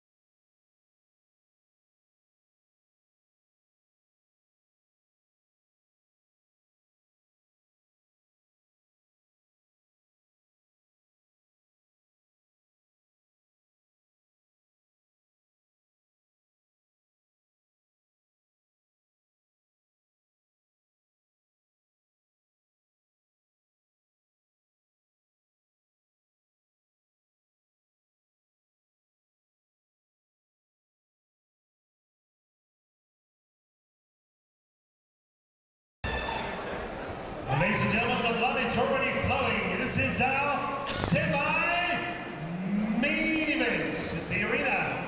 International Kickboxing in the junior light heavyweight division. South Africa versus Australia. Ladies and gentlemen, would you welcome occupying the blue corner. He comes from East London, Republic of South Africa. He comes into center ring with a record of 14 bouts, 10 wins, 1 draw, 3 losses, 6 big wins coming by way of knockout.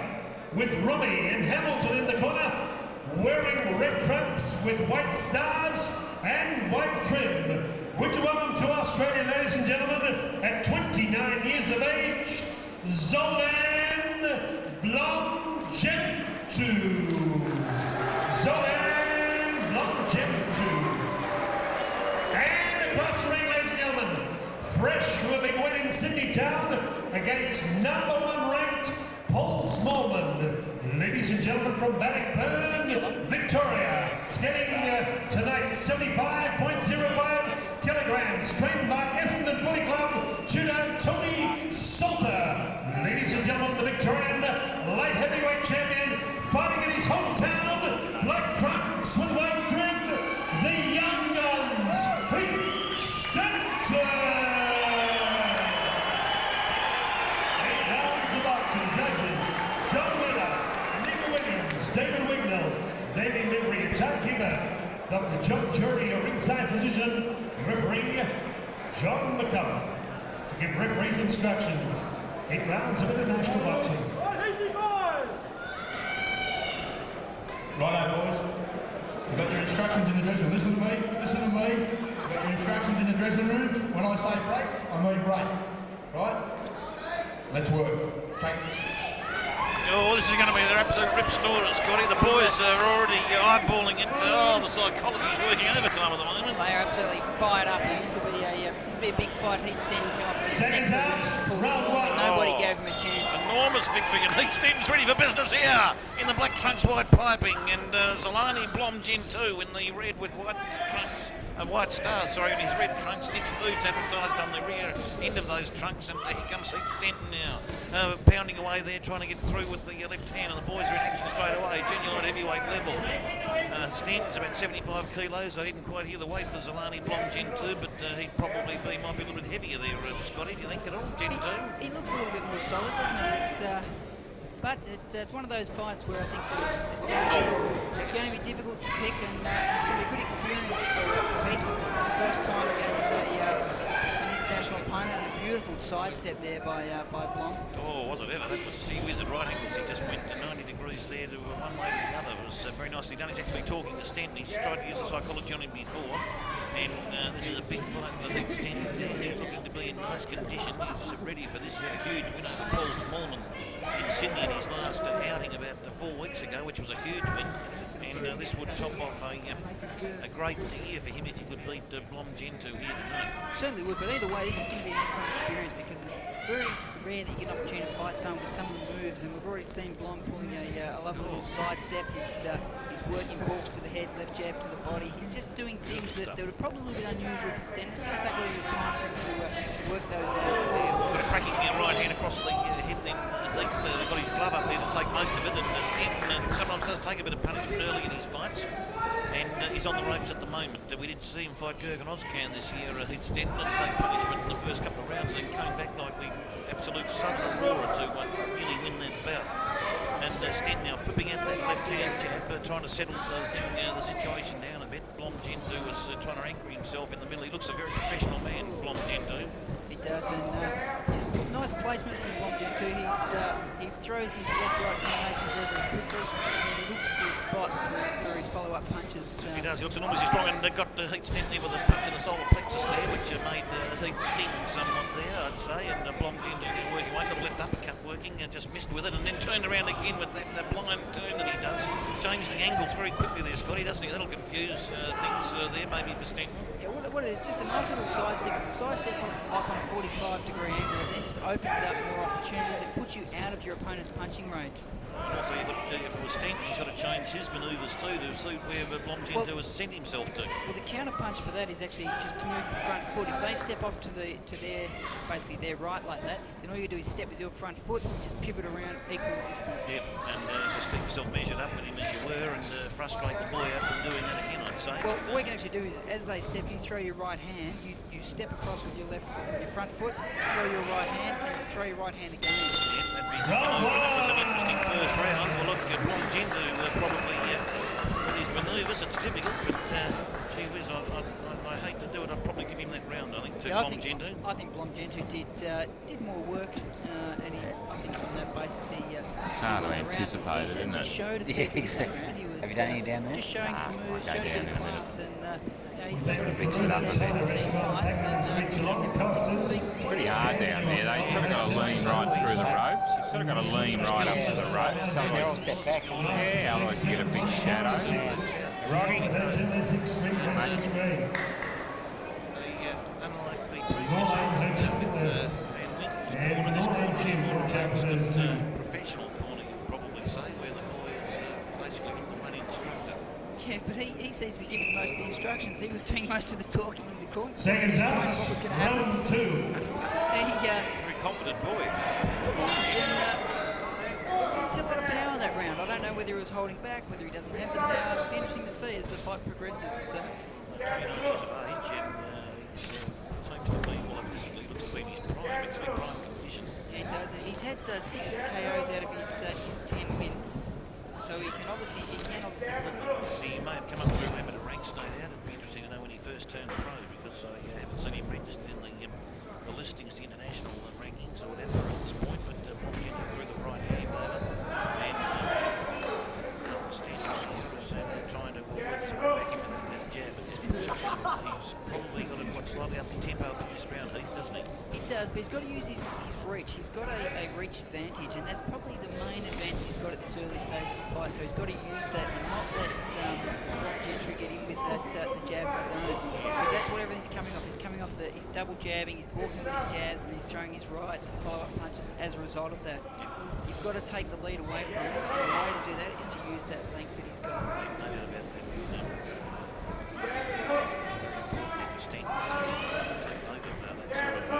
Tony Solid will be giving him those instructions to work his way through that repertoire, because Gunguluza does get the jab work and then follows up straight away. In fact, he's finding it easy to he's quite a few stairs it down. And Heath there, Heath's now covering up on the ropes there, Heath Stenton. And Gunguluza at the moment dictating terms here from the centre of the ring and doing most of the attack. Yeah, he's certainly making the fight. He's working on his front foot. He's forcing Heath Stenton to move backwards, and he's like to be coming forwards using his punches. Yes, no doubt about that. He's got the protective gloves up, and he does a good job with it too. He knows what it's all about. The ball Gunguluza tried a big left hand there, which caught the Stenton glove. The right-handed Stenton glove at the side of the head just missed. So he's not getting hurt. So he's not getting hurt at this stage. He's catching most of those punches, but he's just not working off them. No, he's not. He's unable to. Gunguluza's leaning in close to him. Seems to be a good in-close man as well. So he's got a lot of body strength in that upper torso, Gunguluza. So no doubt he'll be able to do that. What he's doing, when he gets in close, he's not giving Stenton anything to aim at. He's tight, he's compact, he's just not giving him anything to have a shot at. Can't make get those gloves out and start to forget his jab, not doing any damage whatsoever. So he's got to try. He's going to work his right hand in a sec. He's got it up. I can see that coming. Pushed into the neutral corner here near the ringside commentary position, and now back to Gunguluza's trying to get the uppercut through, and is unable to because Stenton's defensive gloves are very good. It's just he's starting to hold that left hand a little bit low at a distance like there. He's bringing it back at around about low chest height rather than bringing it back up in front of his face. And that's going to be dangerous because what Gunguluza can do is come straight back over the top of his own right hand. Oh, and look at the mix up there towards the end there. Nothing else. The late punch is working, but there's no venom in any of that. The boys make their way there on his corner.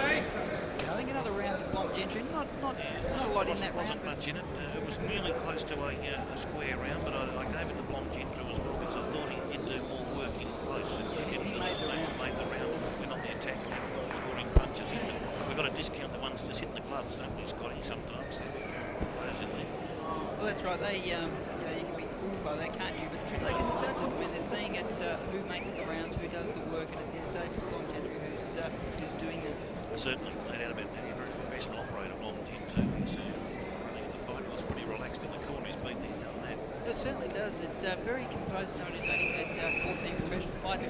It's Seconds out. very composed. Round three. Not breathing at all, just taking it all in. I think you can almost see him learning as the fight goes on. And certainly that second round was better than the first for Heath Stenton. He certainly nearly made an even round. He only just lost it because of a few punches through and went on the attack the whole time. Made the fight, and he's doing the same thing again. This is where Heath's going to have to counteract a lot of this trouble now. There's a body punch that goes through the solar plexus region of Stenton by Blom Gentry. He works down there again. That's a target zone. Before he goes upstairs and Stenton falls back with a body punch. Now he might have to start mixing it with the Blom Gentry. This round's got him. Yeah, I don't think that he wants to mix it with him. If you look at the two of them, I think that Gentry is the harder puncher of the two. What he wants to go do is use that reach advantage and also work the body himself with the long punches to the body. He's got the ability to do it. We've seen him land a bill in this round where he landed a reach to the body. And I think that that's the sort of thing that he can do right throughout this fight without getting himself into trouble. So stay away from the slugfest tactics and go for the jab. Yeah, keep Gentry reaching. He's got the, he's stepping back, he's moving nicely backwards. Keep Gentry stretching with his punches. Because if you can overcommit, if you can make him overreach with his jab, he can bang over the top with his own right hand.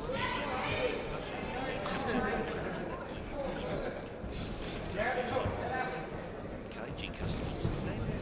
Opportunity, that's what he tried to do there. He just stepped back, waited, and then threw his right hand straight out.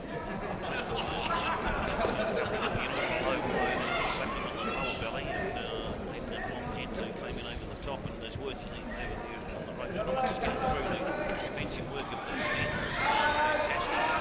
Yeah, good defensive work by Stenton, and moving nicely this round. Very nice. But the Blom Gentry there came through over the top with the right hand. Good scoring punch in now, working out the solar plexus centre around the ribcage. Stenton tries to blow him out of the corner there with the uppercut there, missing slightly, and Gentry there working, slapping him in the ribs. Stenton comes up with the right hand, and Blom Gentry. Gentry's just leaning on him in there, just not letting him get any distance on those punches.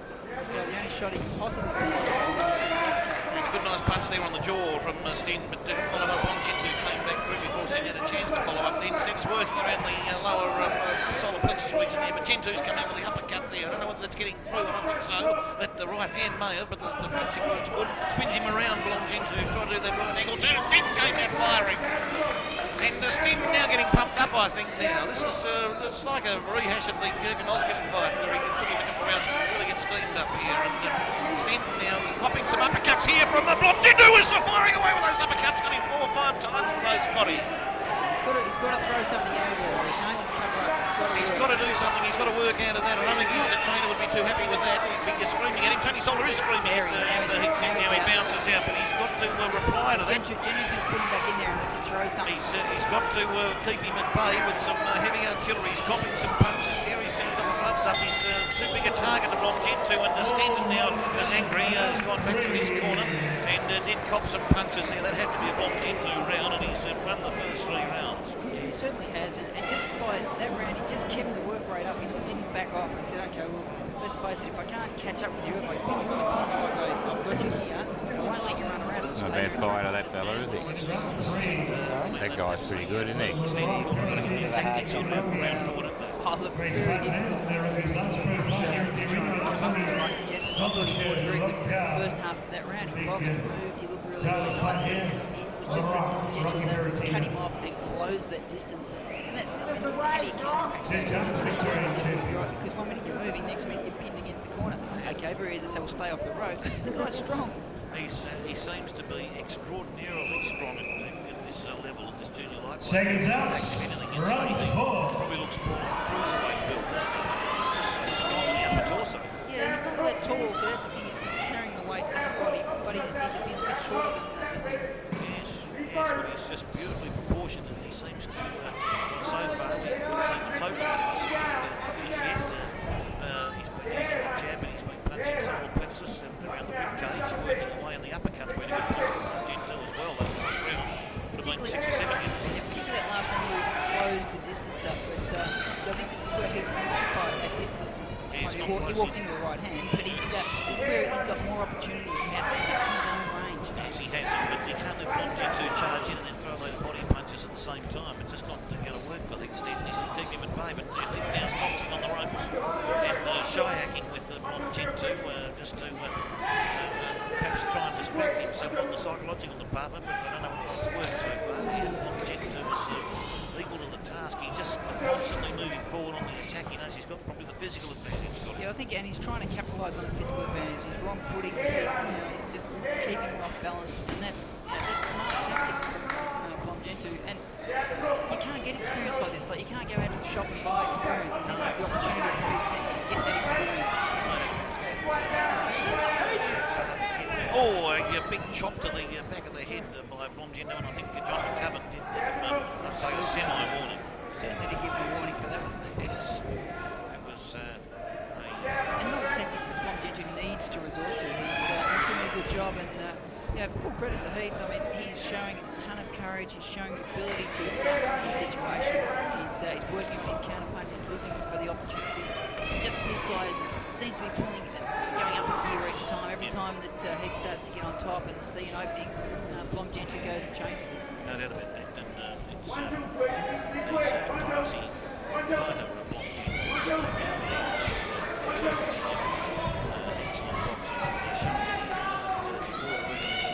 boxing. He's showing the card. Again, the uppercut working there. I think he glanced in with one of them. Glanced in with one of them, I should say. There wasn't much else in it, but they're on the attack again. Gunguluza. Heath just can't seem to... What we've seen this round, which we didn't see earlier, was the Winkel right hands from Gunguluza as he's chasing Stenton back into the corners, and that's probably a more dangerous punch from Stenton's point of view, because that is certainly laden with a bit of power. Certainly is. No doubt about that. It's tough to counteract. You begin to wonder now what the Stenton can well, he's got to throw punches. They've got to tell him to continue to throw punches. He's got to set his feet. He's got to jump back, set, bang, jump back. Probably have to get to some stage where he angers himself. If you take it right now, he's got to step back, wait, punch. That's it. And then go back, wait, punch. Back, punch. And then just try and keep him at bay. Punches there. There's the punch. Go away. That's it. That's it. Punch again. Don't give Gunguluza a chance to step up and take control of the Okay, round 4. It's going to be a tough aspect. Okay, after party. Six, I think. The Rebels Clubhouse in Unit 3, Edol's Place. Everybody's welcome. Rebels big after party after the arena. I might go to that. Mayhem Magic, Millennium Magic, the big Go after and pick party. up Janet and take her out. The Rebels after party at the Rebels motorcycle. Yeah. Great supporters of our team. Be a very classy show, it will be. He's showing things. He's showing Catch up with the Rebels at shop 39. Getting an Or international Avenue fight Lane. is probably the best thing to take the shoulder. Big after party. Rebels Clubhouse. Unit 3, Edol's Place. Everybody welcome. After the big show here trying to at the find arena. that middle ground. We've got good fighters in Australia, and it's just finding The Eddie picnic yesterday. Oh, did you? Seconds up. Round 5. Scheduled for 8 rounds. but just Come not on, get behind. Swatland, Gunguluza, and Heath Stenton. Round 5. Test themselves up against the international boys at their best, and this is what we're seeing here tonight. But it's fantastic that this card has an international flavour to it, with 3 South Africans coming out to fight these boys, and it's fantastic for boxing in Australia and not only Australia but worldwide. Gunguluza now throws that right hand, Mr. Stenton goes back, trying to fly away the solar plexus region of Gunguluza, but Gunguluza was still moving forward and ready to attack again with that jab and the follow-up. I'm very impressed with Gunguluza. He's just showing a real class to what he's doing. Oh, beautiful right hand there from Gunguluza, and then the uppercut followed it up. He does follow up beautifully, probably the best follow-up man I've seen all night. And he's got the repertoire there working overtime. Stenton gets out of it, nothing caused him any pain, but the punches were scoring. Yeah, the thing is that they're just scoring punches all the way through. Nice body shots from Gunguluza. Yes, it's a situation where he just keeps adding to the tally on the scoreboard at the moment, and Heath's got an uphill battle now to try and do it. Be hard to know what he can at the moment do apart from instruction. Force got him to turn it around. Yeah, exactly. He's just doing it the right things, doing it at the right time. He's now trying to stand his ground somewhat more, which was something that definitely, and he's trying to do that. Gunguluza is very physically away again, flying away. He's trying to get through that guard. He's then got the heads next to each other. He's trying to work away at the body, and then the uppercut. He's upstairs and downstairs there, Gunguluza, isn't he? Just trying to break through.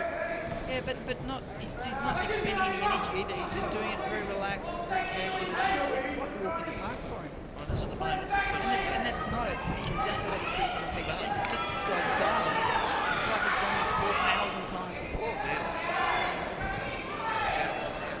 He's very much at home with that style. And he keeps at Heath the whole way through there and punches again with the body. He throws a left hand, but nothing to stall Gunguluza from his next 2 or 3 punches. So playing the right hand, Gunguluza having a balance on his body, so that was quite of his grandstand, but no power didn't cause any damage, and he works away again. Heath backs away to the neutral corner, and he's got the gloves up again, and Gunguluza's got that uppercut again, working overtime, the right hand, and does do some damage. He nearly clubbed him with the right hand, and then went down the rib cage. It's a similar possession type situation to the previous 2 or 3 rounds, Scotty. Yeah, it's getting into a pattern now. They've found a pattern of the fight, and it's a rhythm, and I think that's something that Heath has to break. He has to break this rhythm and start throwing spurts of punches at ways, and then just to break it up, break the rhythm, give Gunguluza something to think about. Gunguluza's not giving much of a chance to do that. He comes in again with a couple of punches, and he always tries to get the last punch in, doesn't he? He's getting frustrated with it. He's not happy with it. Gunguluza gives him that little up. Might be 8. Might be 8, I think. He's not, but again, busy fighting year of the where else do you get this kind of Target Like to get that last shot and after the bell, It's don't not there. Well, I suppose he's been able to get it by not having Head down flights the out pathway to the new millennium. South African boys And the Sydney sent to Olympic fly over here Games. to do it. So Welcome the president of Geelong Football Club, Mr. Frank it's a learning Costa. curve. Thank you for joining us, Frank. Thanks for your great support at of the moment. Michael O'Malley's big defence of his Commonwealth Super Featherweight Championship Junior Lightweights. Anything is possible. The title made famous by Lester I Ellis. think that what Heath has to do, he's just got to mix it up now. He's got to try different things. He's got to keep punching at distance, at range. Maybe even tie. you've hit the big time when you get to carry the number around the swing. Seconds out, round body. 6. Just tie him up. Make John McCullum step in, pull him apart, push that distance out all the time. Try and perhaps go on that attack a little bit more rather than having Gunguluza constantly moving forward the whole time. Easy to say from here. It is, so I must admit. It's not easy to say. So what you want to do here is to see if we can keep turning this around for Heath's end to combat the current position of Xolani and Gunguluza running at this fight. And Heath's now fighting back there. Bounce back line and both by Gunguluza. Worked his way down, like moved nicely off the ropes, and that. Starting to throw punches now, which has got 2 combination punches, which is even better. And they're not being as introverted perhaps as what he was in the last few rounds from the punching perspective.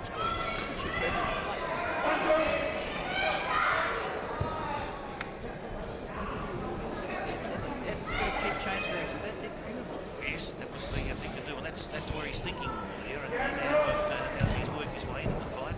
They've had 5 rounds, and he now be able to think, look, I can try a few things now, and he's got nothing to lose. So he's then trying some new moves. He knows that to move against the ropes is laid there. He's at the right tactic. It's not the way he's going to win this fight. Recipe for disaster. Yeah, and I don't think Gunguluza's going to punch himself out. He's not working the ropes. He's not loading those punches up, wasting energy. He's just standing there tapping away, scoring points. I think the ropes again. He does need to do that. Ties him up exactly as what he said. It's fantastic.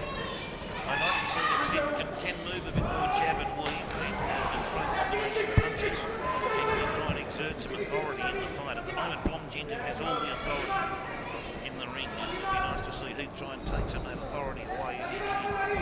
He's got to land a couple of good shots himself just to get the respect back from Gunguluza.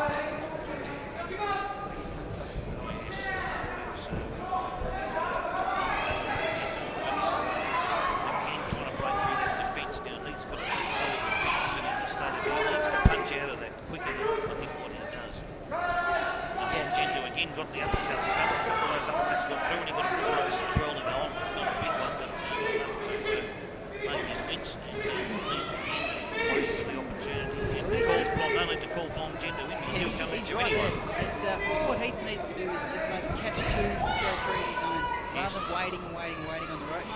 knows the speed they're coming, he knows the pace at which they're coming. The pattern's not changing. So he knows that it's going to pop up, then bang, throw his own combination. He's going to hit it if he throws it. He can virtually turn into a slugfest fairly soon because we're running out of rounds and do what he did to Kirk and Hoskin at the Empire Theatre this year. He was fair way down on points. Took the fight up to Hoskin and nearly beat him. Getting into a exchange West Indies and nearly got him to fight. But there goes the bell and the boys are split up by John McCullum. Round 6. Smiling and another Gentoo round and well, we just take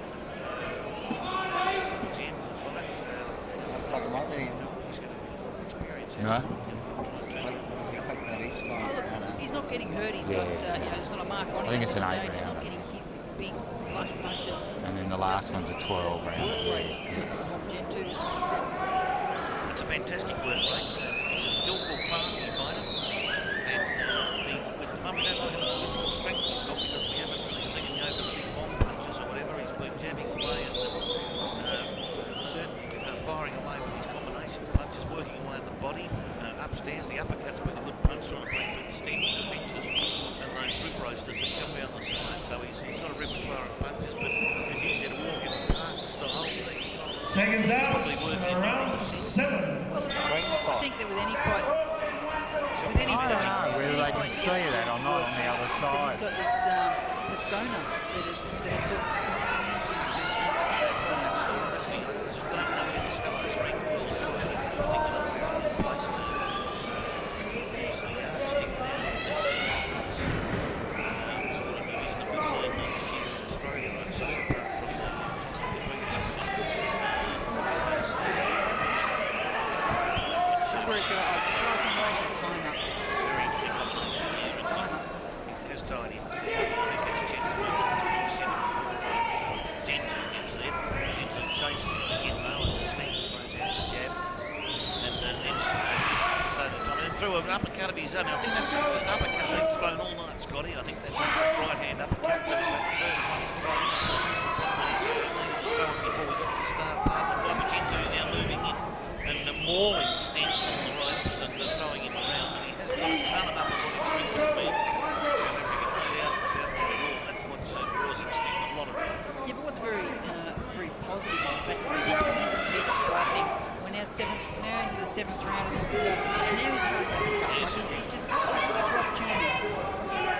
He is. It's good that he's adding those punches to his repertoire here tonight because there's opportunities to take the last couple of rounds up to Gentoo somewhat. He's staggered a bit there. There's nothing in that. That's just a slip on early. Also loss of balance. Just off balance, but he's got to throw punches a little bit of time. Get out of that corner again and tie him up because falling off balance, being on the defensive to regain his composure. Gentoo was all over him like the proverbial rash. So Gentoo now moves in. Throwing the left hand again, mauling Stenton, a low punch there again. Well, it's low from the point of view it was under the belt, but the referee makes a decision as to where the belt line is, isn't it? Stenton then slaps away and Gentoo over the back of the head. Oh, and a slap, and there. And John McCubbin says, we won't have any more of that, son. Well, Nothing much in it. Something like that can fire Stenton up. You can see him just throw a barrage of punches and go wild. It's something like that that could turn this fight. I think it just needs, Heath does need a spark at the moment. He needs something sparking into the sort of activity you would have seen in the Smallman fight and the Hoskin fight. And here comes again Gentoo there in the corner working away. Not really great at damage done, but scoring punches is the same score. They're adding up the uppercuts and the rib cage punches. Just keeping the work rate up. I mean, this... That's what the judges like to see, and it's a constant flow from Gentoo. It pushes, that punch was so strong, it pushed the Stenton away, and Stenton and both Gentoo are starting to showboat somewhat. I don't think it's helping anyone. And Stenton just virtually telling him that he's not scared of him or that he's got Round 7. problems with the physicality department, but Gentoo was just at the moment that class above. I don't mind a bit of Lairising, but I reckon that Heath Stenton should have just smacked him in the head. I'm all for Lairising, mind you, but at the same time, we should have just thrown one straight at him. You want to match that Lairising up with some physicality, Scotty, it's the sound of it. He should be out there because it's very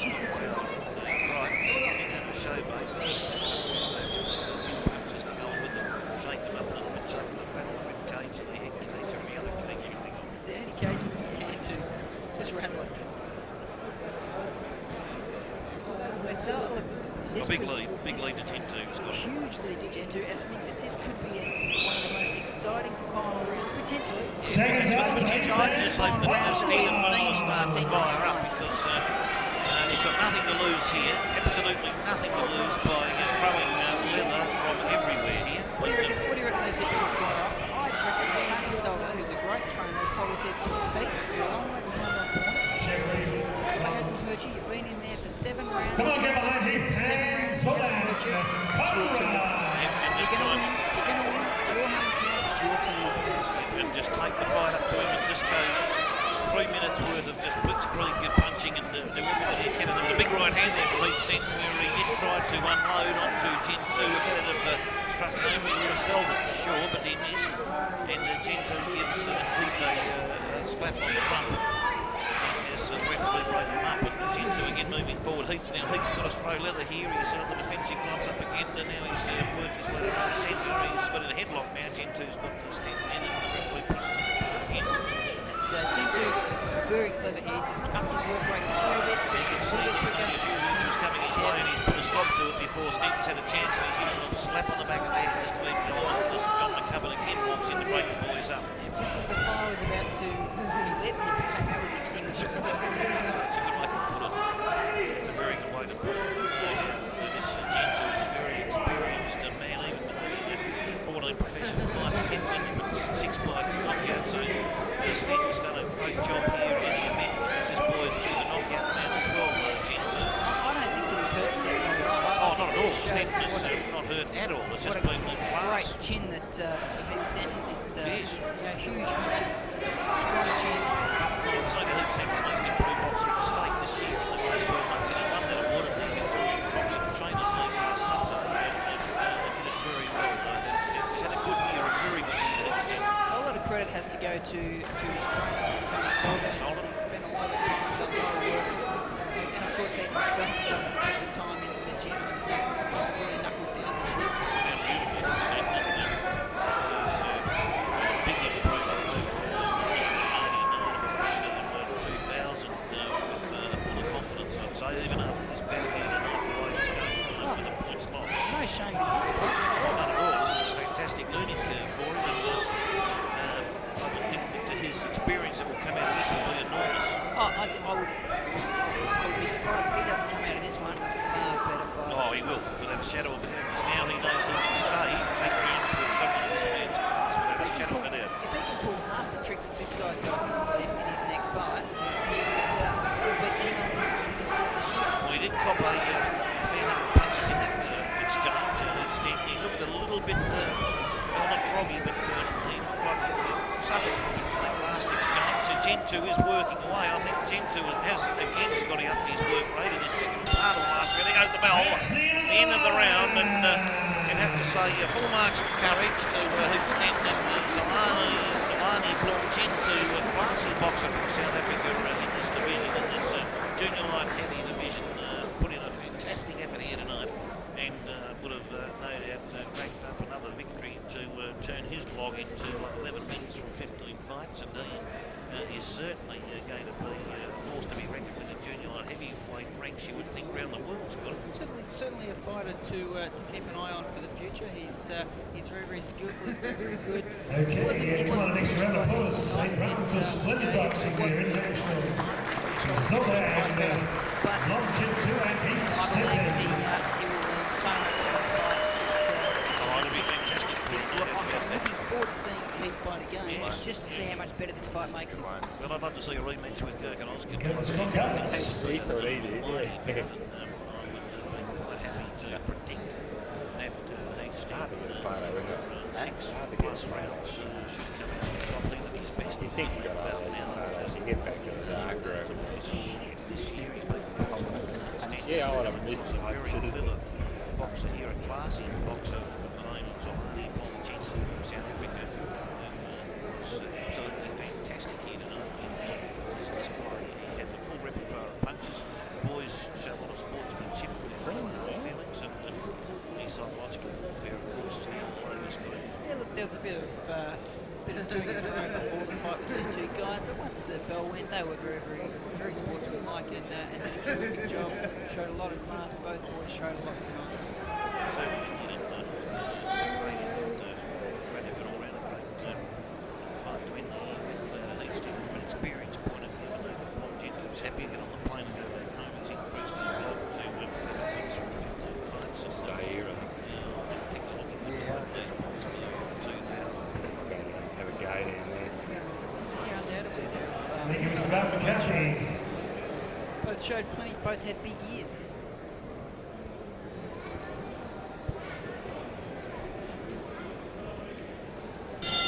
Okay, we Ladies and have gentlemen, we have this the official contest decision. and we have the unanimity.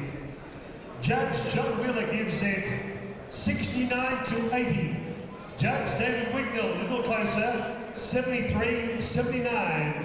Third and final judge, Miss Anika Williams, 72-80. All for the winner from the Republic of South Africa, Xolani Ngemntu.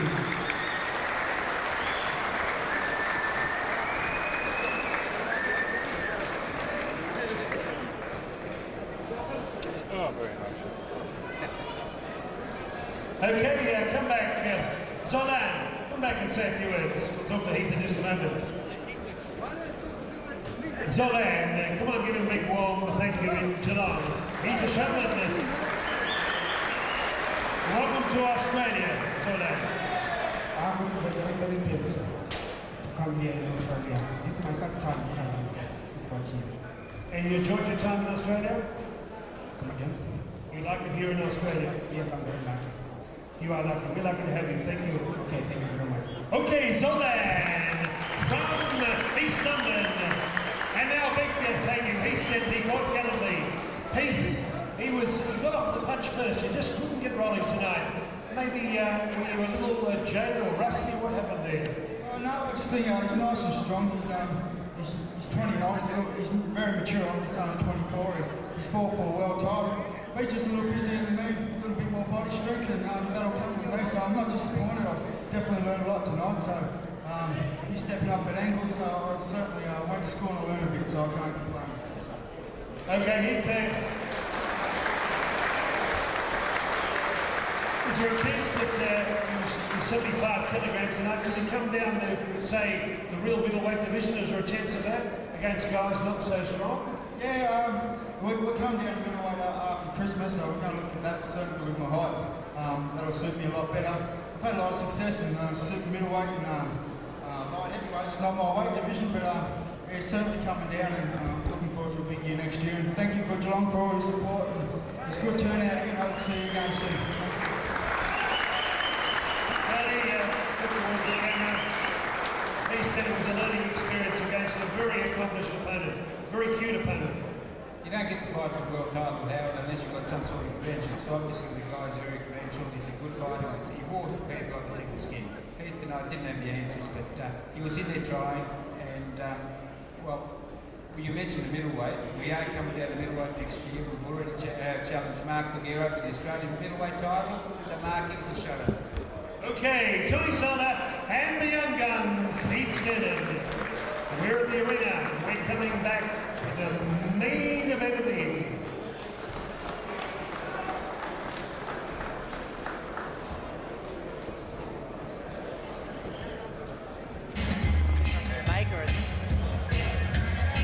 Here he comes, the showman.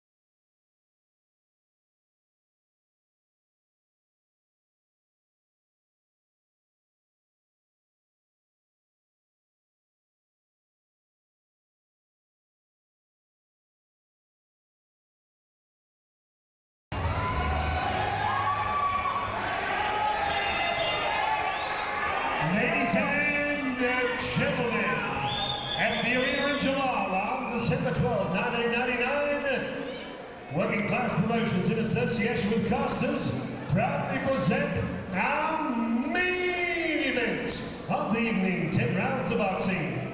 Ladies and gentlemen, your judges at ringside, our World Championship referee judge, Mr. John Wheeler, David Winkel, Anika Williams, the timekeeper Damien Membry, ringside physician Dr. John Jury, members of the Professional Boxing and Martial Arts Board of Victoria, commissioners Bernard Barber, Malcolm McGuinness, Robert Todd, and your third man tolling the numbers, Mr. Bart McCarthy.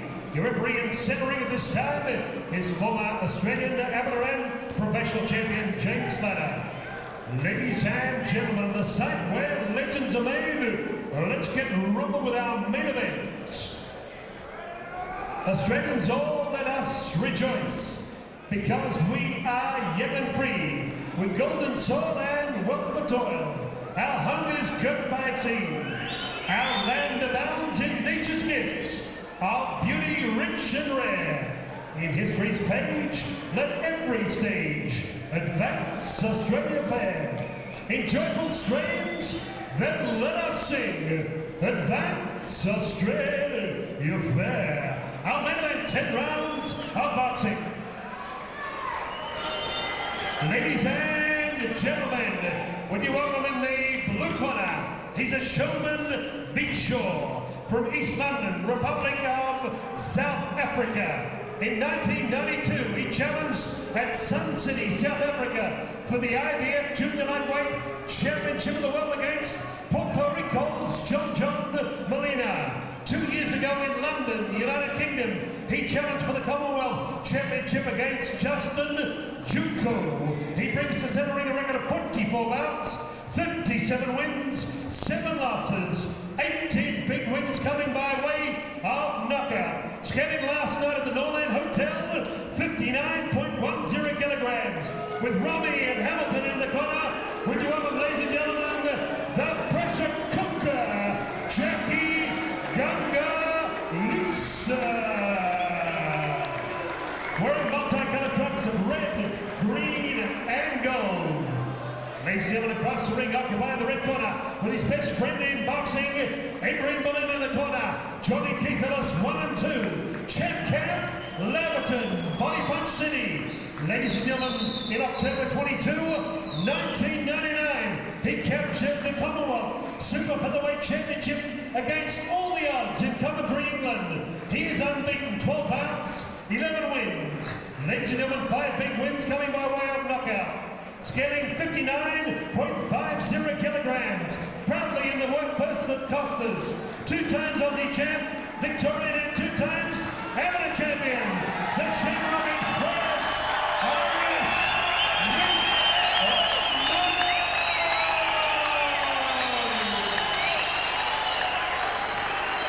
Wearing green trunks to Bolivia, Jim Slater, 10 rounds of international boxing.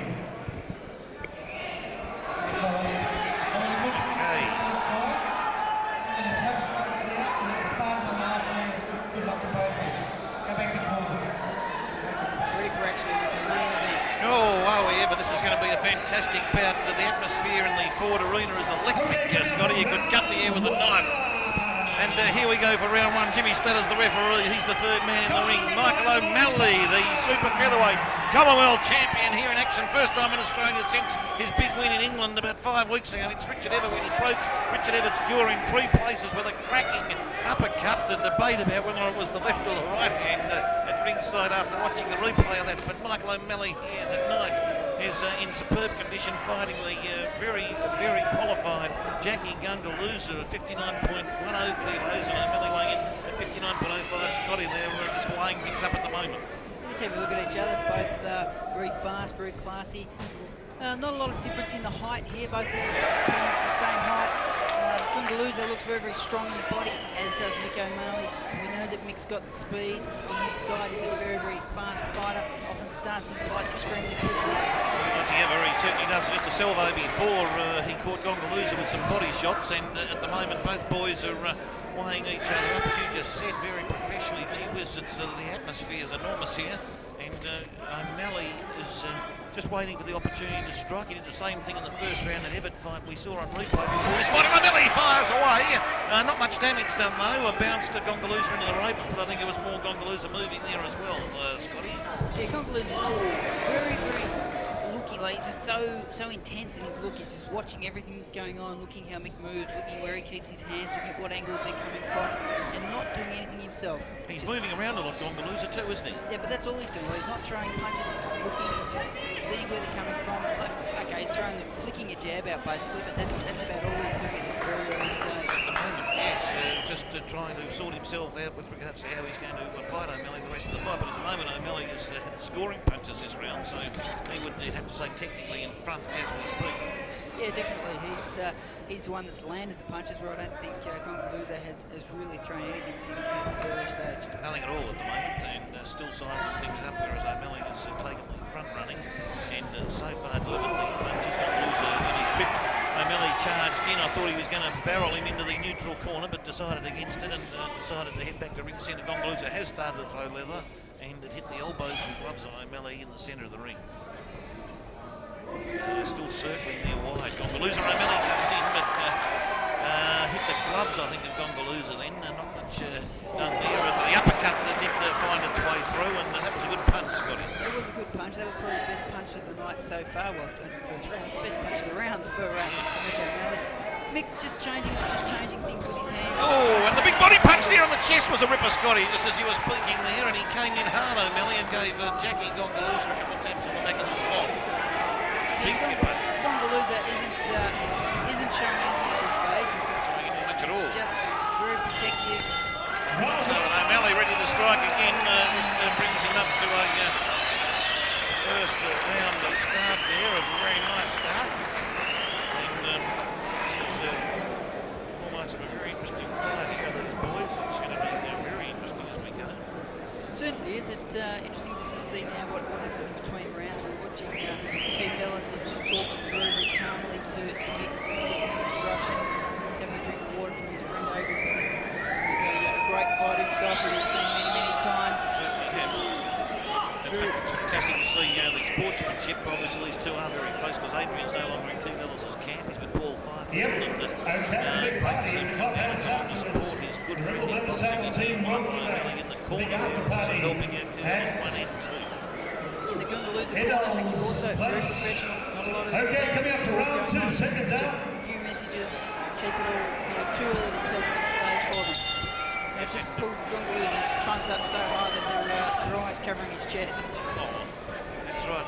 Not making a fashion statement, just trying to increase or decrease the target zone of their body, I'd say, from the is a good man at working downstairs. He's fantastic working downstairs, Michael O'Malley. He's a great proponent of the solar plexus and the ribcage punching. So I think we said earlier on that he has trained his boys well in that area. He does, and Jimmy Stark doing the main event as the referee. He hasn't had to do anything thus far, but I'm sure as the fight progresses, he will be called into action. Oh, good man, Jim Slater. Very good operator, very professional. Good to see him in the John McCullum too. Those boys are coming through. Mick O'Malley over the top. The boys are sizing each other, grappling now, and O'Malley gave him a tap again on the side. Nothing much in it. Gunguluza hasn't thrown anything of any devastation yet, and O'Malley is the one who's taken up the whole fight up to Gunguluza at this point. He's on the whole time.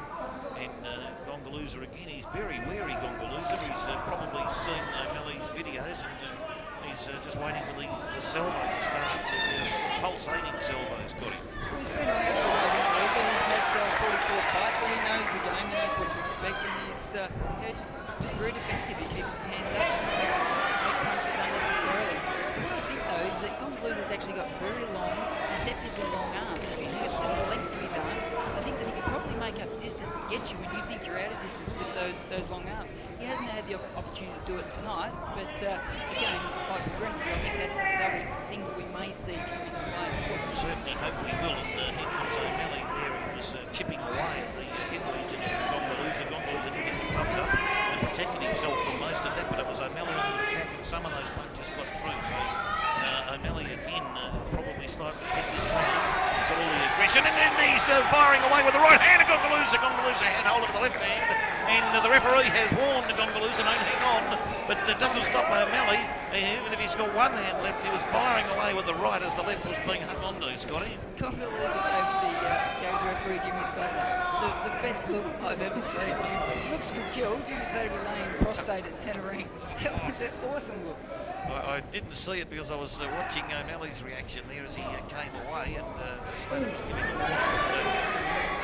It was probably deserved today morning because he was hanging onto the hand, and you'll see that quite clearly on the video. Oh, he certainly was, there's no doubt about it, but I think that these are things that are going to happen during a fight, and I think that Jimmy Slater did the right thing, step in early, pull him apart, let him know he's not going to have any part of it. Well, that's right, no, he's no longer been studying Richard Steele and co in the USA because they step in, especially in a Tyson fight, Scotty. But there goes Gunguluza there with the right hand, and Wally is powering away the body. Gunguluza's a bit of trouble in the corner. He took that big whacking punch to the solar plexus, and he's breathing very hard there. That one caught him on the rib cage. And he got pummeled into the neutral corner on the far side. I'm sure there was some pain felt there by Gunguluza. He was suffering and winced when he moved away, but that was an enormous silver body punch, a solar plexus and rib cage punch, which did do Gunguluza some damage. And as he spits out some water there in the corner there, he's looking a little bit worse for wear at the moment. His trainer does look a little bit concerned about that. He's currently giving him some instructions, Scotty. What a finish to that round from O'Malley. It was a great finish for Mick O'Malley, and Gunguluza appears to be breathing. I don't know if he's just sucking oxygen, but he appears to be breathing quite heavily in the corner, which I find surprising. Mick, on the other hand, Geelong is very privileged to have a great consortium of great gymnasiums. All the champs work out in Geelong. Seconds out, I think round the Gunguluza 3. camp would have been very unhappy with the way he finished that round, especially allowing O'Malley to come in like that, and his solar plexus region was wide open. It was a target-rich environment for O'Malley in the last 2 seconds, and did he take advantage of it, Michael O'Malley? The Shamrock Express is all systems go at this point. He's won the first 2 rounds on our unofficial card, and not by big margins, but he's done the attacking, he's done the work, and he's done the punching, and so far, and that's what it comes down to. Well, that's the job at hand, isn't it? He's just got to do enough work to win the rounds, and he'll get the fight. That's what he's doing at this stage. Fighting a very, very cautious and very sensible fight. Not doing anything stupid, the opportunities, working the body. You know, it's a trademark of Mick O'Malley's, that beautiful body work, and he's doing it today. At the moment, you could probably say that in comparison to a previous fight, that Gunguluza is not there. Oh! And he's in trouble in the corner. Gunguluza got knocked down by right hand. He's struggling to get back up. It was a big punch. He has got up. He's got a count of about 8. He's going to continue. He looks at his corner. He's nodding. He says he's all right. They're all looking at him. I was just about to say he wasn't the package that Ngemntu was. And he's not the package Ngemntu was in the previous fight. And he's in trouble, and O'Malley's after him. He's in a lot of trouble. O'Malley's ready to finish him off. He comes in hard. He's just eyeing him off. He's waiting for the opportunity. He's measuring him now. Goes in with the left hand. Hits him in the solar plexus. Now Gunguluza backing away in trouble. And was that a performance from O'Malley? Oh! And chopping away at the scone of Gunguluza when the referee warns him for that, hitting him everywhere. The corner of Gunguluza up on their feet, saying to the referee to penalise him, perhaps even take off a point for 3 or 4, I suppose, rapid punches to the back of the head to their Scotty, but you think they were deserving of a... Mick got me excited, saw an opportunity. He's aggressive and strong. He doesn't muck around in the Shamrock Express. He's firing away. Gunguluza's coming in low, and O'Malley, Slater, is telling him to keep his punches up, and it's a warning. He didn't deduct a point, but he's told him to keep them up. No doubt about that, that was low. It certainly was, and as for the rabbit punches, I think the head was there, so Mick hit it. Oh, Gunguluza's in trouble here. He got a big solar plexus punch. He's been knocked out the ring. And he's nearly fell on the commentary area here. He fell right out of the ring and nearly knocked over cameraman Robert Cameron at ringside. And Gunguluza is back in the ring after being outside the ring for... and he's in trouble. He's gone. He's gone. And O'Malley has a big victory for Michael O'Malley. A knockout there, a TKO or a KO, however you want to look at it. And O'Malley's up on the shoulders of his boys, his ring supporters, as they take him around the ring. A fantastic effort by Michael O'Malley, absolutely all over Jackie Gunguluza here tonight at the Ford Arena in Geelong on the Kickboxing promotional card. Was a fantastic performance, and he worked this South African over like there was no tomorrow. Scotty, what an effort. Very impressive victory. He showed extreme patience he looked for the opportunities and he played it. As soon as the opportunity presented itself, bang, it was all over. Oh, was it ever? What a fantastic performance by the super featherweight Commonwealth champion, his good friend Adrian Berlin, who comes over to congratulate him. Big smile on his face. He's very happy to see Michael O'Malley in this position with another fantastic victory. This is a man who is now unbeaten. In fact, there's even that technical draw was even a win to O'Malley technically in terms of what he was doing on the night, but he's an unbeaten fighter and would no doubt now be looking at more bigger and better things. We've got to keep bringing international fighters for him now. He's certainly on the international stage now. We now go to Howard Lee in the centre of the ring for the official decision. Ladies and gentlemen, 2 minutes, 24 seconds of round 3. Your winner by knockout, the Shamrock Express, Irish Mick O'Malley.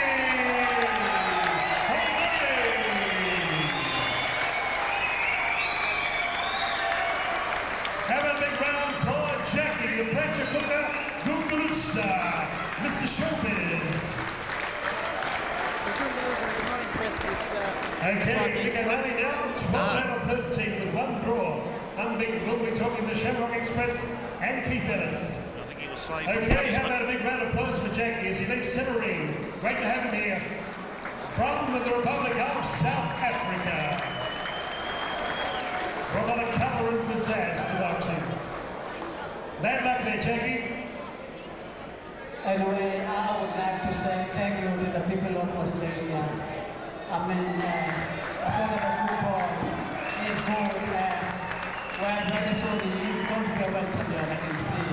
Anyway, I would like to say sorry to my fans, more especially in South Africa and here in Australia.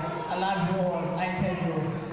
I love you all. Oh, beautifully spoken from Jackie Gunguluza. Very gracious and defeat. Mick O'Malley. Mick, I think the punches that you dropped Jackie with took me back to Muhammad Ali, Sonny Liston #2. Mysterious karate punches. Mick, that's a new weapon in your armory. Congratulations in front of your home crowd. Must be a wonderful feeling. Yeah, it's fantastic, but I really owe the congratulations for those punches to Keith. It's just been fantastic for me since I've turned pro, and basically all I need is a pair of ears. I do what he says, and it pays off dividends. So. Okay, Mick, back in Geelong, it seems a long way away to Coventry, England, but take us through that fight against Richard Everett. Must be a wonderful moment for you and for boxing. It's probably given your career a 100% push along. Yeah, it was just such a relief when they came over and said I'd won. I really trained hard for that fight every morning, 4:30, 5 o'clock every morning for 4 months. Just didn't stop training for that fight. It was just such a relief to actually win the fight. We knew it was going to be hard. Again, I just basically did what Keith said and we won the fight.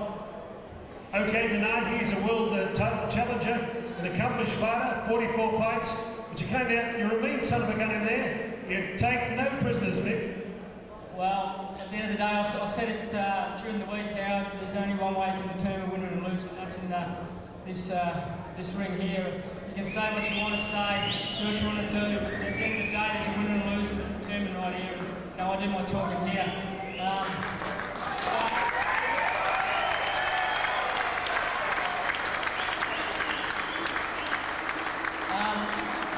Geez, with every one of my wins, there's so many people behind me.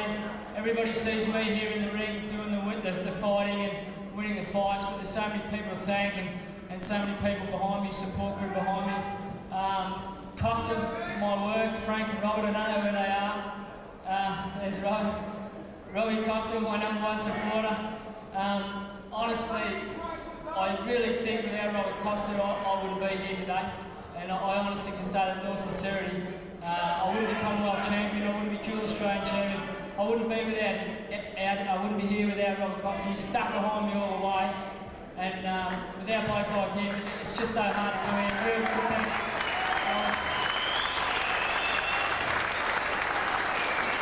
Just everybody, guys from my work. Like I said, so much goes into these fights. Time off to training in the mornings, leaving work. Johnny Sessage up there, my manager. Fantastic. Just all the support they've given me. My girlfriend Anita, just everybody's been fantastic. Sands Printing, where Mr. Barker is, I don't know, but I'd like to thank him also. Another sponsor. So anybody needs any printing done, Sands Printing are the people to do it. And I just hope that, I really want to thank all the crowd. Hopefully we'll put some more fights on here and come back and watch me win some more. Thanks very much. Very well spoken, Michael O'Malley, the super featherweight I just want to thank Jackie, but I don't know where he's gone, but ranked number 9 in the world. It was pretty daunting coming in against him. He's probably the best fighter that I've fought in my career at the moment. I'd like to thank him and thank the Rebels as well for helping me put the show on and bring the guys out. Thanks very much. Mick O'Malley, how about 3 cheers for the Shamrock Express? Hip hip! Hip hip! Hip hip! Keith Ellis, Junior, come across, Keith. Keith, those punches, those karate punches, a new weapon, lethal. I don't know. I just want to thank everybody. They know, you just can't put these fights on. It's too expensive. I've got to thank Stewie's new hairstyle over there. But, it's a crowd. If there's no crowd, there's no fights. And if you keep coming, we'll keep putting them on. I don't know. We still don't know if Malik can fight or not. We just have to keep seeing him. He said he thinks he's fluking. I said, we'll just keep fluking and we'll be all right. It's a big quote, Keith. What's Mick got? More balls than a what? A beanbag. Okay. Power of one. The power of one. Okay, on behalf of Working Class Promotions and Costers, protect yourself at all times, both physically and emotionally. Reach for the stars. May God bless. Peace on earth. We are one nation. You got to fight for your right. The power and the glory forever and ever. Amen. And keep punching. Come on, give Mick O'Malley a big round of applause as he leaves soaring the Commonwealth unbeaten and 2 times Aussie champ. Good night, Paul Miller. Good night. What do we got? Tim Bell, Tiger Tim Bell. Good luck, Tim, as you head to Sydney 2000.